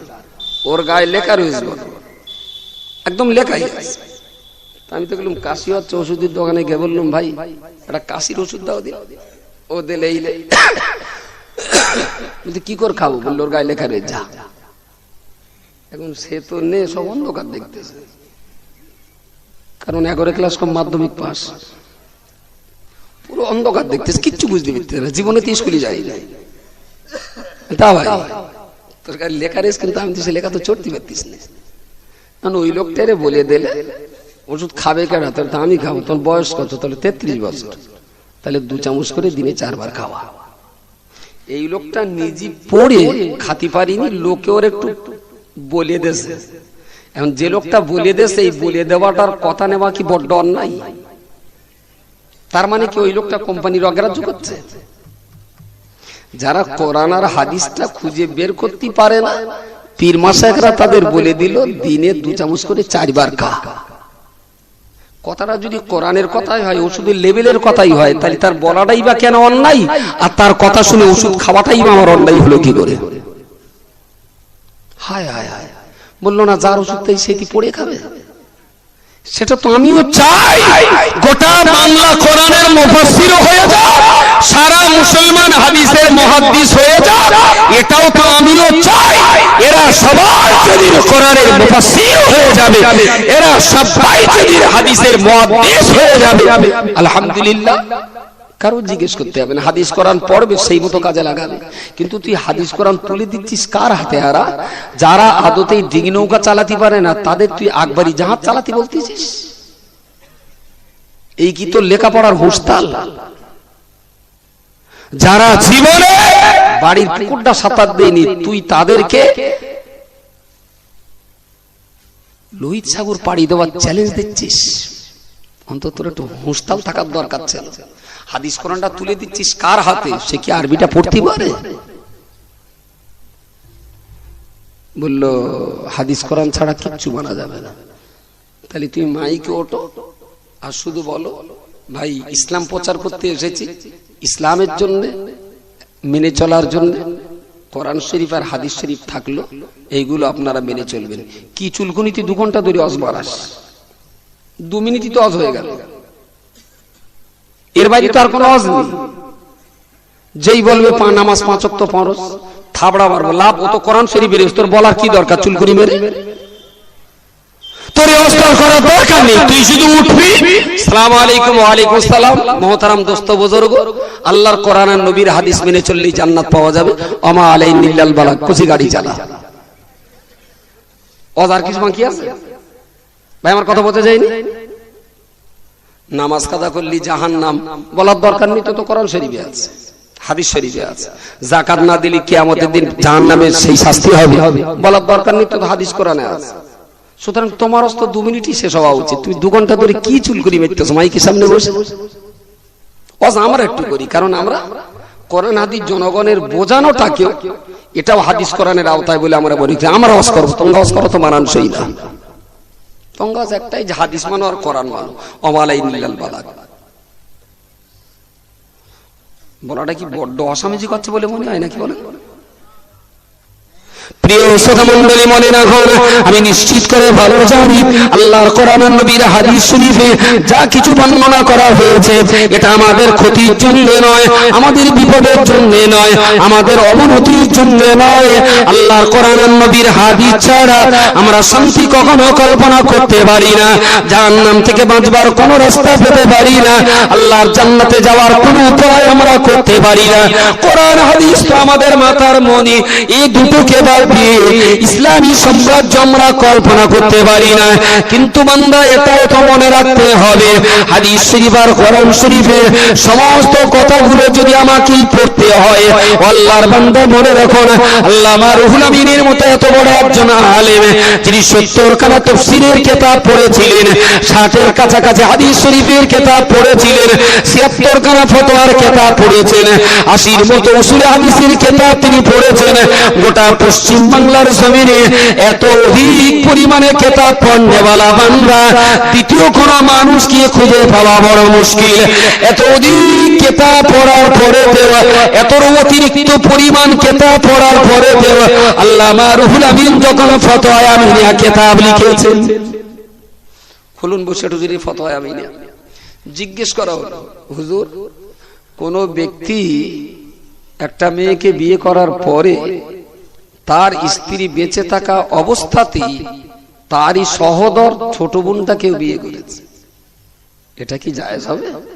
হুজুর তার নিচে লিখলেন, এটা কঠিন হারাম, শালিটাকে যতই বিয়ে করুক ও বিয়েটা কখনো জায়েজ হয়নি, ওর সঙ্গে যদি মেলামেশা করে সেটা জেনা হবে। কোথায় আছে? না কোরআন শরীফে 4 পারায়, না কোথায় আছে লিখে দিলেন, কোরআন শরীফ 4 পারা, ও আনতা জামা বাইনাল উখতাই, কোরআন থেকে দলিল দিয়ে দিলেন যে 2 বোন একসঙ্গে বিবাহ করা যায় না। ভালো কথা। প্রিয় শ্রোতা মণ্ডলী, মনে রাখো, বসে হুজুর কে কেউ মশলা জিজ্ঞেস করছেন, হুজুর মায়ের বুকের দুধ কতদিন বাচ্চা খেতে পারে, কতদিন খেতে পারে? হামালাতুহু উম্মুহু ওয়াহানান আলা ওয়াহানিন ওয়া ফিসালুহু, কোরআন শরীফ। হাফেজ সাহেব কেউ নেই? হাফেজ সাহেব কেউ নেই এর ভিতরে? থাকলেই বলবে না। আচ্ছা যাক, কোরআন শরীফের এই আয়াতটায় বলা আছে, বসিরাট হুজুর লিখে দিলেন যে একটা বাচ্চা তার মায়ের বুকের দুধ 2.5 বছর খেতে পারে, 2.5 বছর। তবে এই 2.5 বছরটা জ্যৈষ্ঠ, আষাঢ়, শ্রাবণ, ভাদ্র, আশ্বিন না, জানুয়ারি, ফেব্রুয়ারি, এপ্রিল, মার্চের 2.5 বছর না, মুহররম, সফর, রবিউল আউয়ালের 2.5 বছর। বোঝা যায়নি? আরবি বছর ইংরেজি আর বাংলার চাইতে 10 দিন কম হয়, কখনো 11 দিনের হয়, বেশিরভাগ ক্ষেত্রে 10 দিনের কম হয়। আরবি বছর অনুযায়ী একটা বাচ্চা তার মায়ের দুধ 2.5 বছর খেতে পারে। কোথায় আছে না কোরআন শরীফের এই জায়গাটায় আছে। আলহামদুলিল্লাহ, একদম ডাইরেক্ট কোরআনের দলিল। কখনো কখনো হুজুর জিজ্ঞেস করলেন যে আমি হসপাকে যে মাথাটা নেড়া হওয়ার পরে কোরবানি করব না কোরবানির করে মাথা নাড়া করব? উনি লিখে দিলেন কোরবানি করে তারপরে মাথা নাড়া হবে। বুখারী শরীফের এত পৃষ্ঠায় আছে। ভালো কথা, আগে দুটো দলিল দিলেন কোরআন শরীফ থেকে, পরে হজের মশলাটার দলিল দিলেন হাদিস শরীফ থেকে। এবারে জিজ্ঞেস করলেন কেউ, হুজুর নামাজে আসরের নামাজের 2 রাকাতে আত্তাহিয়াতু পড়ে দুরূদ শরীফ পড়ে প্রায় শেষ করে ফেলেছি, তখন মনে হচ্ছে যে আমি তো 2 রাকাতের বৈঠক, কি করব? হুজুর বললেন যে সঙ্গে সঙ্গে তাকবীর দিয়ে উঠে বাকি 2 রাকাত নামাজ শেষ করে আত্তাহিয়াতু পড়ে ডান দিকে সালাম ফিরে একটা সুজদা করে নাও। কোথায় আছে? ফতোয়া আলমগীরির এত পৃষ্ঠায় আছে। কেউ প্রশ্ন করলেন, হুজুর একটা খাসি, একটা মদ্দা ছাগল খাসি করা হয়নি, পাঁটা, এখন এই পাঁটা কি কোরবানিতে জবাই করা যাবে? হুজুর লিখলেন পাঁটা জবাই করা কোরবানিতে জবাই করা জায়েজ। কোথায় আছে? রদ্দুল মুহতারের এত খণ্ডে এই পৃষ্ঠায় আছে। আচ্ছা, রুহুল আমিন সাহেব কি আক্কেল জ্ঞান কি শিশু ছিল বলে মনে হয়? কত বড় হুঁশো লোকটা। তুমি যখন কোরআন মানো, কোরআন থেকে দলিল দিয়েছো, ভেরি গুড। তুমি যখন হাদিস মানো, হাদিস থেকে দলিল দিয়েছো, ভেরি গুড। ফতোয়া আলমগীর আর রদ্দুল মুহতার তো কোরআনও নয়, হাদিসও নয়। রুহুল আমিন সাহেব এই দুটো কিতাবের দলিল দিলেন কেন? তার মানে বসিরাট হুজুরের জীবনে কোরআন আর হাদিসের সব কিতাব সুন্দর করে পড়া হয়নি। তাই বাদশা ঔরঙ্গজেব মোল্লা জিয়নের চেষ্টার ফসল বাদশা ঔরঙ্গজেবের আমলে 700 আলেমকে নিয়ে কোরআন আর হাদিসকে গবেষণা করে যে ফতোয়ার কিতাব রচনা করা হয়েছিল তারই নাম ফতোয়া আলমগীর। যে মসলাটা বসিরাট হুজুর পীর কেবলার মতো এত বড় একজন বিদগ্ধ পণ্ডিত, হাদিস কোরআনের ভিতরে তিনি যে মসলাটা পাননি, সে মসলাটা তিনি ফতোয়া আলমগীরের কাছে আত্মসমর্পণ করেছেন। নারে তাকবীর, নারে তাকবীর। সরাসরি ফতোয়া আলমগীরের মসলাগুলো হাদিস আর কোরআন ভিত্তিক। দেখুন, বসিরাট হুজুর মানে পৃথিবীর সব কিতাব পড়া হয়ে গেছে, আমি এই মূর্খতায় বিশ্বাসী না। আমি এই মূর্খতায় বিশ্বাস না। আমাদের দেশের ভেতরে হুজুর আল্লামা অনেক বড় বিজ্ঞ আলেম, আমরা তার পেশাবের ফতোয়ার যোগ্যতা না। কিন্তু আপনি এইটা বোঝেন, দলিল তো সব হওয়া উচিত কোরআন থেকে আর হাদিস থেকে। বসিরাট হুজুর কেন ফতোয়ার কিতাব থেকে দলিল দিলেন? তার মানে এই দলিলগুলো কোরআন আর হাদিসের যে যে জায়গায় আছে, সম্ভবত সেই জায়গাগুলোতে বসিরাট হুজুরের এখনো সফর হয়নি, যার জন্য পূর্ব জমানার গবেষকদের গবেষণাকেও বসিরাট হুজুর ধার করেছেন। আপনি বলেন যে বসিরাট হুজুরের মতো মানুষ তিনি, তাই কোন মসলার ক্ষেত্রে, কোন ফতোয়ার ক্ষেত্রে ডাইরেক্ট কোরআন আর হাদিস থেকে দলিল দিতে পারেননি, পূর্ব জমানার বিজ্ঞ আলেমদের কিতাব থেকে তিনি দলিল দিয়েছেন।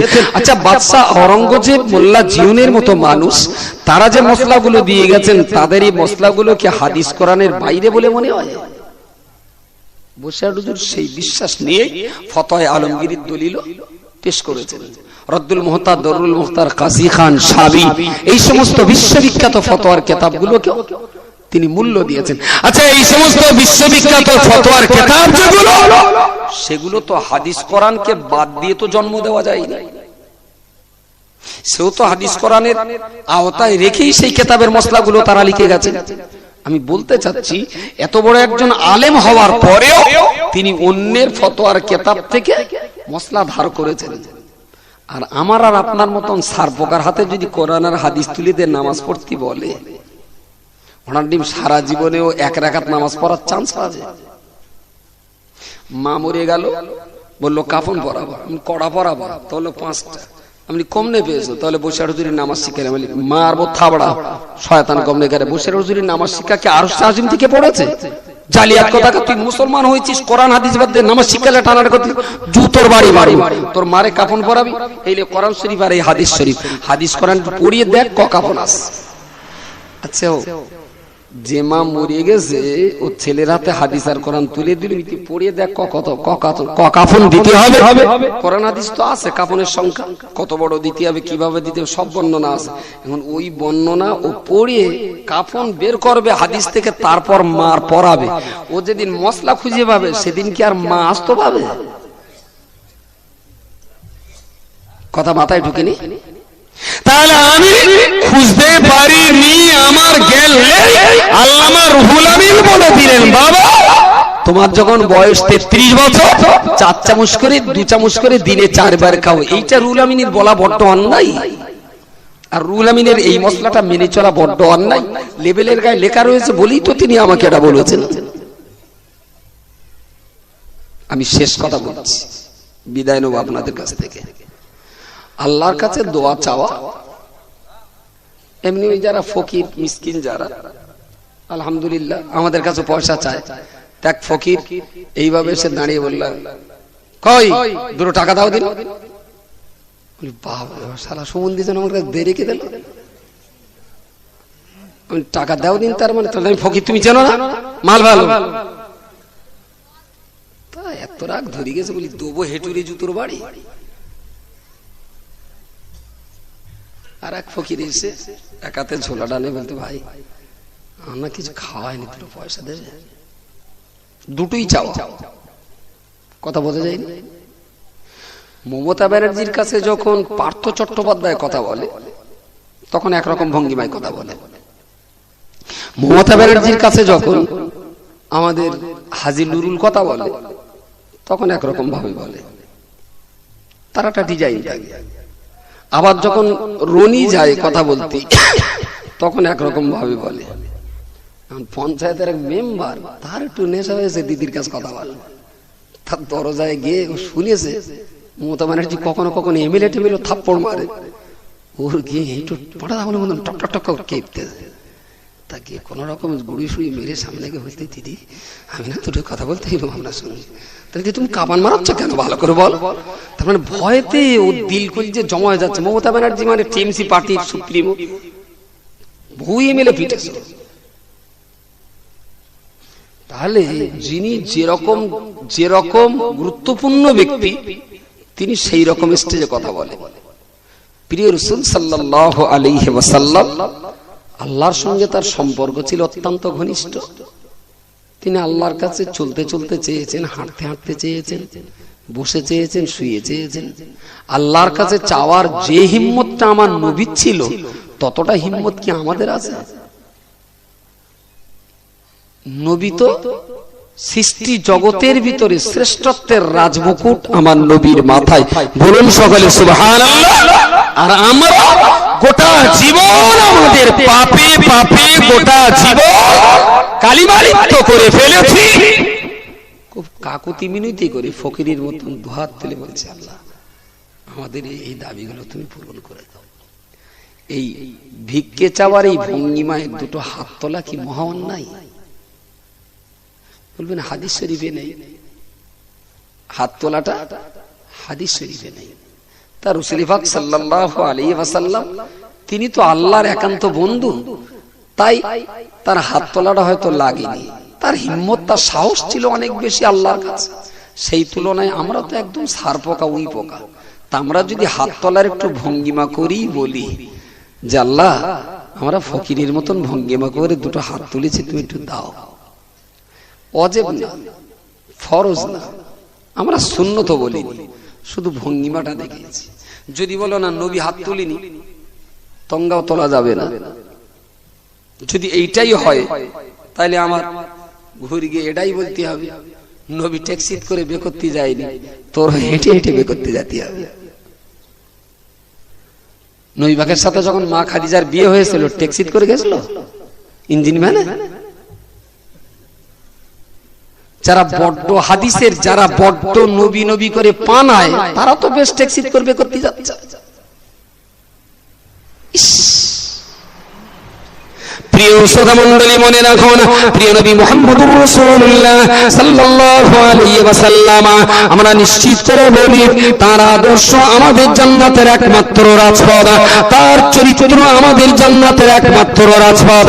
কিন্তু বাধ্য হয়ে পড়ি রাসূল পাক সাল্লাল্লাহু আলাইহি ওয়াসাল্লাম তিনি মক্কা থেকে মদিনা শরীফ থেকে মক্কা শরীফে হজ করতে গিয়েছিলেন। নবী তো উটের পিঠে করে হজ করতে গিয়েছিলেন, তুমি কেন এয়ারপোর্ট থেকে বিমানে হজ করতে যাবে? যদি নবীর মতো করে তোমাকে হজ করতে হয় তাহলে অবশ্যই তো এখান থেকে উঠে করে হজ করা লাগবে। নবী তো জীবনে প্লেন হজ করে, তুমি প্লেন উঠতে যাচ্ছ কেন? রাজস্থান তুমি উঠানো, এই উঠি ওঠো। আলহামদুলিল্লাহ, উটের পিঠে যেতে যেতে যদি আল্লাহ ডেকে নেয় তাহলে ওখানে তোমার আর উট দুটো কবর থাক, আর আমরা যাওয়ার সময় আবার জিয়ারত করলেও।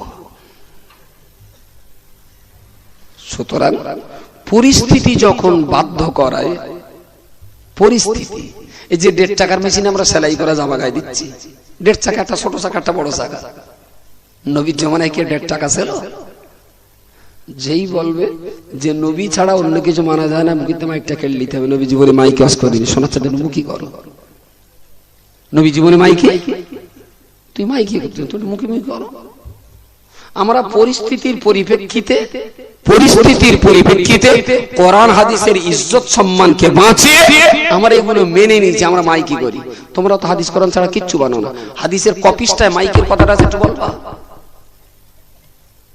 সুতরাং বোকা পাড়ায় যেন টাকা ভাঙানোর চক্রান্ত আনা হয়। যা হয়েছে ভালোই হয়েছে, আর যেন না হয়। একদম শেষ কথা বলে দিচ্ছি, গুলবেরেক কোন প্লাসদার তুলতে পারবে বলে আশা করা যায় না। ওই এর ভেতরে প্রচুর লোক আমি দেখতে পাচ্ছি যারা খেটে খাওয়া লোক, একদম দিন মজুরি লোক, মাঠে রোদি পুড়ে বৃষ্টিতে ভিজে যাদের 100-150 টাকা রোজগার করতে হয়। আমি আপনাদের বলে দিচ্ছি, চিন্তার কোনো কারণ নেই, নো চিন্তা ডু ফুর্তি। আমারে 1030 টাকা দেন, 1030 ভ্যান ট্যান গুলো বেঁচে কিনে আমার 30,000 টাকা দেন, আপনার তামাম জীবন নয়, আপনার 14 পুষ্টির দায়িত্ব দিচ্ছি, পয়সার অভাব হবে না, 30,000 টাকা দেন। যদি বলেন কি করবা, আমি ভারতবর্ষের বিদেশ দপ্তর থেকে একটা পারমিশন বের করে দেবো, আর আপনার জন্য একটা লোহার পোশাক করে দেবো, নাকে একটা অক্সিজেন সিলিন্ডারের পাইপ দিয়ে দেবো, বডিতে একটা লোহার জামা পরিয়ে দেবো, আর আপনার পারমিশন করিয়ে নে লোহিত সাগর আর ইউফ্রেটিস সাগরের মাঝখানে নিয়ে দূরবীন ধরে দেখিয়ে দেবো, তুমি দেখতে পাবা 12-14 মাইল তলায় ওর একদম অতল তলে, সেখানে শৈবাল, প্রবাল, পান্না, চুন্নি, মুক্ত, অনেক দামি দামি পাথর ওর নিচে পড়ে রয়েছে। দূরবীন ধরলে সব দেখা যায়। আমি ওখানে এনে বলে দেবো, কচি কেন ইঞ্জিন ভ্যান ঠেলে মরতেছিস, কেন মাঠে সরষে কেটে কেটে জীবন দিচ্ছিস, 30,000 টাকা দিচ্ছিস, খরচ করে লাইন করে দিছিস, বিসমিল্লাহ বলে যা, ওখানে গে শুধু খুঁটি খুঁটি দুমুটোয় যা ধরবে, দুমুটো লে আসবি, তুই ওইগুলো নে একবার ড্যাঙায়, ওটার সঙ্গে সঙ্গে দেখবি সোনিয়া গান্ধী তোর কাছে চাওয়াও করবে, অরিজিনাল মুক্ত 1 পিস দোয়া করছি, সোনিয়া গান্ধীর মতো লোক তোর পায়ে ধরবে, শুধু একবার গে ফিরতে পারলি হয়। তা যেই দূরবীন ধরে দিস বলতে ভাই মুক্তও তো আছে, হাঙরও দেখতে পাচ্ছি, আমি আর কি দেখতে পাচ্ছিস, তাহলে ওখানে শৈবাল প্রবাল পাহাড়ও আপনার পাথরও দেখতে পাচ্ছি, এক ভরির দাম 6.5 কোটি টাকা, সেই সঙ্গে তো জলস্থও দেখতে পাচ্ছি। মানে তা যা 1 মুঠো লে আয়, সারা জীবনে খেটে খাইতে হবে না, শুধু একবার আনবি, 2 মুঠো আনতে পারলি তো 14 গোষ্ঠী বসে যাবে, 12 কমাবো পর্যন্ত তোর কাছে ছুটি আসবে, একটা অরিজিনাল মাল দাও। আচ্ছা, ওই মাল যদি দেখার পরে আর কেউ লাভে বলে মনে হয়, দরকার নেই হচ্ছে ভ্যান টেলে দেখাচ্ছিলাম, ভালোই খাচ্ছিলাম, ছেলে পেলে বউ চিনে। ওখানে যারা একবার যায় হিন্দু মুসলিম যেই যায় বাপ মা ছেলে পেলেদের কাছ থেকে বিদায় নিয়ে ওখানে যায়, ফিরে আসার আর চিন্তা থাকে না। হাজারের ভিতরে 999 জন ওখানেই ঘুমিয়ে পড়ে, 2 বা 1 জন ওখান থেকে ফেরে। মাল আছে, কোনো ট্যাক্স লাগবে না, কিচ্ছু লাগবে না, শুধু যাও আর মাল মেরে বেরিয়ে পড়ো। কিন্তু ওর ভিতরে হাঙর, কুমির, জলস্থি যখন দেখে না, বলে ভাই দরকার নেই, হচ্ছে কুচির মানলে যেতে হবে, গাছতলায় রয়েছে ওইটাই ভালো, এত সুখ আমার লাগবে না। মাল আছে, 20 গানার হিম্মতটা কার আছে? প্রিয় শ্রোতা মণ্ডলী, মনে রাখুন, আল্লাহ পাকের কোরআন আপনি পড়েছেন, আমিও পড়তে শিখেছি, কিন্তু আমার কোরআন পড়া মানে মনে করি বঙ্গোপসাগর, লোহিত সাগর, ইউফ্রেটিস সাগর কিংবা লোহিত সাগর, ওই সাগরের কিনারায় যাই, কেউ কেউ ঢেউ দেখিয়ে বানিয়েছে গল্প করি, কেউ ওই সাগরের হাঁটু পানিতে নেবে, ওখান থেকে ফিরে আসি, কারো বা সাহস হয় না কোমর পানিতে নেবে ফিরে আসে, কারো বা আবার সাহস করে একটা ডুব মেরে ফিরে আসে। এই ডুবটা মারতে যে ঢেউয়ের তালে নাচ রক্ষা করতে না পেরে কত শত প্রাণী ঢেউয়ের তালে সাগরের তলায় তলিয়ে যায়। জীবনের রিস্ক নিয়ে অনেক মানুষেরা তারা ওই সাগরের মাঝখানে যে লোহার পোশাক পরে, নাকি অক্সিজেনের সিলিন্ডার পাইপ লাগিয়ে, তবে তো তারা তার মাঝখানে ডুবটা দিয়ে সোনা মণি, হিরে মণিকাঞ্চন, সেই বাল প্রবাল পান্না চুল্লি, হিরে কিংবা মুক্ত সেখান থেকে কুড়িয়ে আনলো। ওরা যেই না সেখান থেকে বেরিয়ে এলো, গোটা দুনিয়ার মানুষেরা পতঙ্গের মতো ঝাঁপিয়ে বলল, আমরা ওখানে ডুবতে পারিনি, তুমি ওখানে ডুব মানে মাল কুড়িয়ে এনেছ, আমাদিগকে কি তুমি একটু ওগুলো ব্যবহার করতে দেবে? আল্লাহর বান্দা মনে রাখো না, আল্লাহ পাকের কোরআন শরীফটা তো লোহিত সাগরের চাইতে অনেক গভীর, আল্লাহর কোরআন শরীফটা ইউফ্রেটিস সাগরের চাইতে অনেক গভীর। আমি কোরআন পড়তে পারি, তার মানে সাগরের কিনারায় দাঁড়িয়ে দাঁড়িয়ে লোহিত সাগরের ঢেউটা দেখতে পেলাম, আমি মানে বুঝতে পারি, তার মানে কোন রকমে হাঁটু পানিতে নেবে ফিরে চলে এলাম। আমি কোরআন মুখস্থ করি, তার মানে দূরবীন দিয়ে মাথা থেকে মাথা পর্যন্ত দেখতে পারি, আমি কোরআনের ভিতরে প্রবেশ করতে পারি না। আল্লাহর বান্দা মনে রাখুন, ওই কোরআন নামীয় মহাসাগরে যদি ডুব মারতে হয়, তাহলে ওই সাগরে যারা ডুব মেরেছিলেন তাদের ভিতরে অন্যতম সেরা ব্যক্তিত্ব ছিলেন ইমামে আযম আবু হানিফা রাহমাতুল্লাহ আলাইহির মতন ডুবুরি। ওই সাগরে যারা ডুব মেরেছিলেন ইমাম আহমদ ইবনে হাম্বলের মতো একজন অদ্বিতীয় পণ্ডিত। ওই সাগরে যারা ডুব মেরেছিলেন ইমাম জালালউদ্দিন সিউতির মতো মানুষেরা। ওই সাগরে ডুব মেরেছিলেন খাজা মুঈনুদ্দিন চিশতির মতো মানুষেরা। ওই সাগরে ডুব মেরেছিলেন ইমাম গাজ্জালির মতো মানুষেরা। ওই সাগরে ডুবুরি হয়ে ডুবে গিয়েছিলেন আপনারা খাজা মুঈনুদ্দিন চিশতি আজমিরি সঞ্জিরির মতো মানুষেরা। ওই সাগরের ভিতরে ডুব মেরে মণিমুক্ত সেখান থেকে খুঁটে এনেছিলেন ইমাম আহমদ ইবনে হাম্বলের মতো মানুষেরা। ওই সাগরের ভিতরে ডুব মেরেছিলেন আপনারা গোটা বাংলার মুসলমানদের ইমানি সম্পদ পূর্বরার পীর আবু বকরের মতো মানুষেরা। ওই মহাসাগরের ভিতরে ডুব মেরেছিলেন বসিরাতের বড় মাওলানা আল্লামা রুহুল আমিন রাহমাতুল্লাহ আলাইহির মতো মানুষেরা। জোরে সোরে বলুন সুবহানাল্লাহ, নারে তাকবীর, মুসলমান আমরা গোটা বাংলার মুসলমানেরা ওই সাগরে ডুব মারার ক্ষমতা ছিল না, ওই সাগরের মণিকাঞ্চন বার করার ক্ষমতা ছিল না। ওই সাগরে নামতে পারি, ওই সাগরের ঢেউটা গুনতে পারি, ওই সাগরের হাঁটু পানিতে নামতে শিখেছি, কোন রকমে কোরআন পড়তে শিখেছি, কিন্তু কোরআনের ভিতরে ঢুকে যেয়ে নামাজের মশলা খুঁটে বার করতে পারিনি, রোজার মশলা খুঁটে বার করতে পারিনি, হজ যাকাতের মশলা খুঁটে বার করতে পারিনি। আবু বকর আর রুহুল আমিনের মতো মানুষেরা ওই সাগরের ভিতরে ডুব মেরে মেরে নামাজ, রোজা, হজ যাকাতের মশলাগুলো যখন তারা টেনে বার করল, আমরা তাদের কাছে ভিক্ষা চুরি পেতে বললাম, ও মাওলানা রুহুল আমিন, তুমি কোরআন সাগরে হারিয়ে গিয়েছিলে, ওর ভিতরে মণিকাঞ্চন যেগুলো খুঁটে পেয়েছো, আমাদিগের মাঝখানে মশলাগুলো তুমি দিয়ে দাও, আমরাও তোমার মণিকাঞ্চন দিয়ে নামাজ আর রোজাটা শিখে নেই। একটু জোরে বলবেন সুবহানাল্লাহ। তো ৬ গোষ্ঠী ১৪ পুরুষ একটা মানুষ হাজির করা, একটা মানুষ কিয়ামত পর্যন্ত সময় দিলে পৃথিবীর কারো রাস্তায় নিলে হবে না, কোরআন আর হাদিস মেনে চলবে। একটা মানুষ, অনলি ওয়ান ম্যান। যা তো ৬ গোষ্ঠী ১৪ পুরুষের কত পণ্ডিত ড্রেস লিয়াই, একটা মানুষ, অনলি ওয়ান। সাহস নেই কারো না কারো পরামর্শ, কারো না কারো ব্যাখ্যা, কারো না কারো তাফসীর, কারো না কারো গভীর জ্ঞান নিতেই হবে, নিতেই হবে, নিতেই হবে। বলবো না করে অনেকটা বলে ফেলেছি, অনেকটা হয়ে গেছে। এইবারে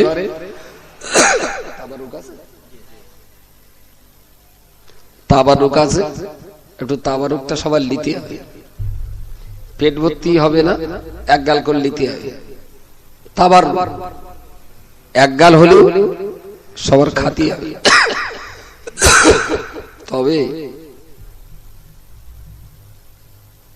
ওই আগে ছিল ধান কাটার পরে না, যারা ভালো চাষি ওরা খানিকটা ধান আজকে ভাঁড়ে পুড়িয়ে রেখে তারপর বাকি ধান সেদ্ধ করে। তার মানে এগুলো হলো কি ধান? বীজ ধান। কারেক্ট। এখন আমেরিকার চক্রান্তে পড়ে দেশের থেকে বীজ সব উঠে গেছে। এখনকার ধান গাবসা কাপসা দিলেও কলা হবে, তোতে ধান হবে না। এই চলে আমেরিকান ব্রিটিশ নীতি। একদম সারা ভারতবর্ষ শেষ করে ফেলে দিয়ে। ওই যে গম দিত ফিরি, ধান দিত ফিরি, কপির দানা ফিরি, ওলের বীজ ফিরি, ওই ফিরি মাল গিলগে গিলগে ভারত থেকে পুরো বীজ উঠে গেছে। আগে দেখতাম খেতে ঝিঙে হলে একটা ঝিঙে রেখে দিত। কেন? এই ঝিঙেটা হলো বীজ ঝিঙে, এর দানা আবার সামনে বার রুটি হবে। দেখতুম আগে শস্য কাটার পরে পুরুষ তো শস্য খানিকটা রেখে দিত, সামনে বার এইগুলো ছড়াতে হবে। এখন আর বীজ রাখার কোনো জায়গা নেই, কারণ এখন এইসব হাইব্রিড মালদা চাষ করতেছে, ওই একবারই হবে, ওতে যা ধান হবে ওই ধান ছড়ালি তাতে আর ধান হবে না। এখন আমেরিকার এই চক্রান্তে যাবেন না, বীজ ধান একটু রেখে দেবেন মুঠোখানে। কি বলিস বোঝা যায়নি, রাখতে হবে। এখন সামনে বছর এই সভাটা আবার করতে হবে, মুঠোখানে একটু বীজ ধান রেখে তারপর তাবারুক খাওয়ার কথা বলতে হলো। যখন সামনে বছর আবার ছড়াতে পারি, চাষটা একেবারে বন্ধ হবে। এতটা লোক রয়েছেন আলহামদুলিল্লাহ। মিনিট ৫-৭ টাইম দিল, মিনিট ৫-৭ একদম ফটাফট বলতে হবে। মিনিট ৫-৭ চাল লাগবে কত?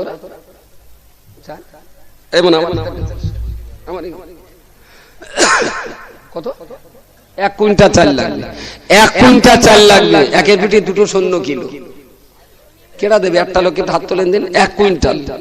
ও নিড়েন দিয়ে আমার নিড়ুনি পছন্দ হয় না, ঝুপঝাপ কুরুল দিয়ে চালাবো, যা হবে হবে। ১ কুইন্টাল চাল, 2 বস্তা আলু, ডাল লাগবে অন্তত কেজি ৩০-৩৫ কি কতটা লাগে, সর্ষের তেল লাগবে 3 কানি, আদা রসুন লাগবে কেজি 6, দুটোই মিলিয়ে, পেঁয়াজ লাগবে কেজি 15। কার কোনটা পছন্দ একটু তাড়াতাড়ি বলি। হ্যাঁ, গোস্ত আল্লাহ ভালো করে। এই তাবারুকলে যা, চাল ডাল আলু লাগবে, কেটে দেবে তাড়াতাড়ি করে বলে।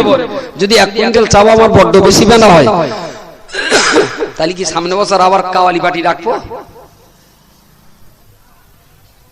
তাহলে তো করতে হবে এটা। যেও কেন শুরু করেন আল্লাহর রাস্তে তাড়াতাড়ি, সময় নেই হাতে। 1 বস্তা, তার মানে সুবহানাল্লাহ।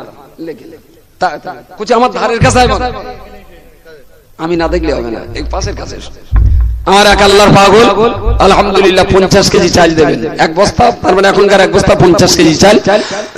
আল্লাহ যেন কবুল করেন, বলুন সকলে আমিন। দ্বিতীয় 1 বস্তা কেটে দেবেন, বাকি 50 কিলো 2 বস্তা আলু লাগবে।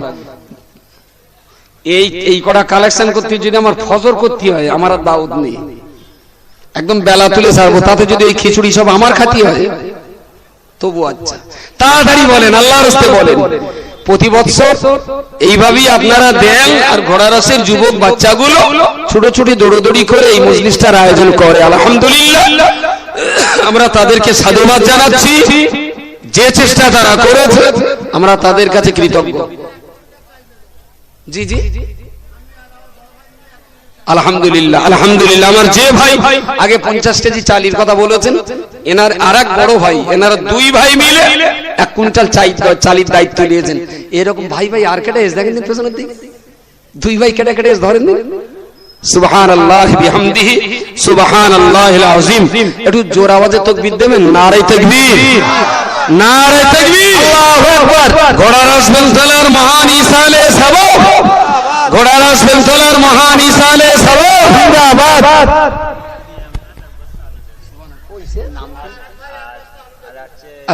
আপনারই আর এক ভাই আলহামদুলিল্লাহ। কোড়াপাড়া মসজিদের ইমাম সাহেব 1 বস্তা আলু, রফিকুল দফাদার কোড়াপাড়ায় 1 বস্তা আলু, আর আমার যে 2 ভাই মিলে 2 বস্তা চাল দিয়েছেন, আর এক ভাই 1 বস্তা আলু দেবেন। নারে তাকবীর। ভাইটি 3 জন নারাজ আপনাদের এখন আছে। আলহামদুলিল্লাহ, আলহামদুলিল্লাহ, শুকরিয়া আল্লাহ। চাল হয়ে গেছে, আলু হয়ে গেছে, মাশাআল্লাহ, জাযাকাল্লাহ। তেল দিতে হবে 1 টিন তেল, 15 কেজি করে তেল দিতে হবে, কেজি 15 পেঁয়াজ দিতে হবে। কথা হচ্ছে কেন এত? ওদিকে কি তাবরুক দিচ্ছে নাকি? এই আঙ্গাবাদ দিল লোক দিচ্ছি কেন? শালা দরগায় না দে আগে ওদিক দিচ্ছ। একদম 1 প্যাকেটও দিও না, দাঁড়াও, প্রায় লাইন করে ফেলেছে, একটুখান দাঁড়াও। শোনা মা বোন যারা আছেন, আজকের আলোচনা যারা শুনতে এসেছে আমার দিকে, বরবাদ দেখে কোনোদিন বরযাত্রী দেখে? তেল লাগবে 1 টিন তেল। যদি 15 কেজি দেওয়ার ক্ষমতা না থাকে 5 কেজি করে বলেন। কোন আল্লাহর বান্দা আছে কার ক্ষমতা আছে? কি তেল কি পেঁয়াজ লেখো।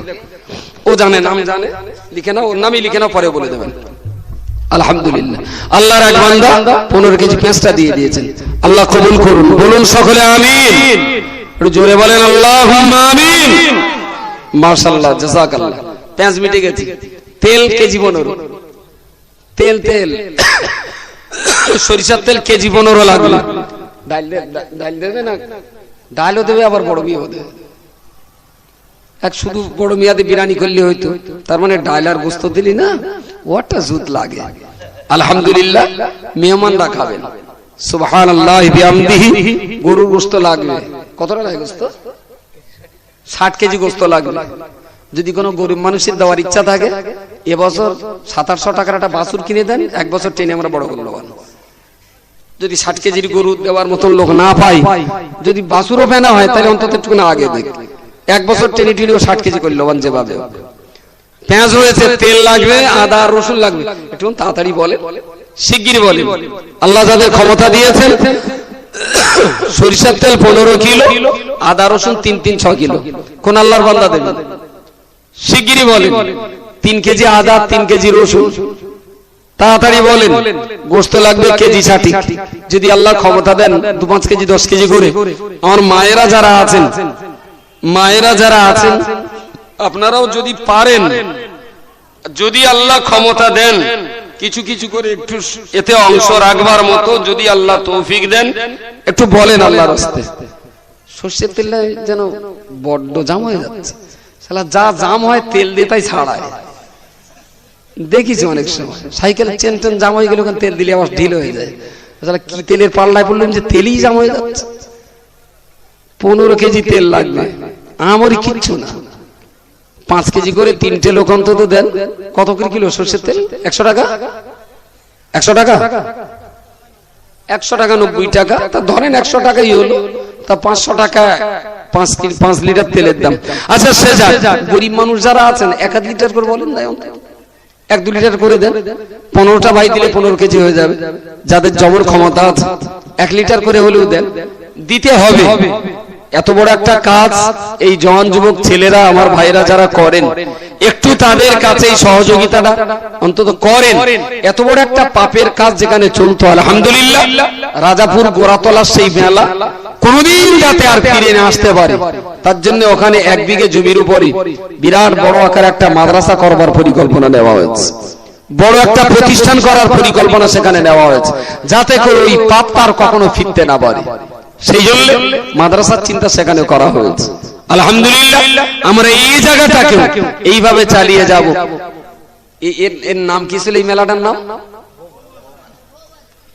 নামটা শুনলে চুমু দিতে ইচ্ছা করে। একেতে মেলা, তারির উপরে বউ মেলা। আসসালাম দেবে তুমি আলহামদুলিল্লাহ। সুতরাং এই বউ মেলা যাতে আর কোন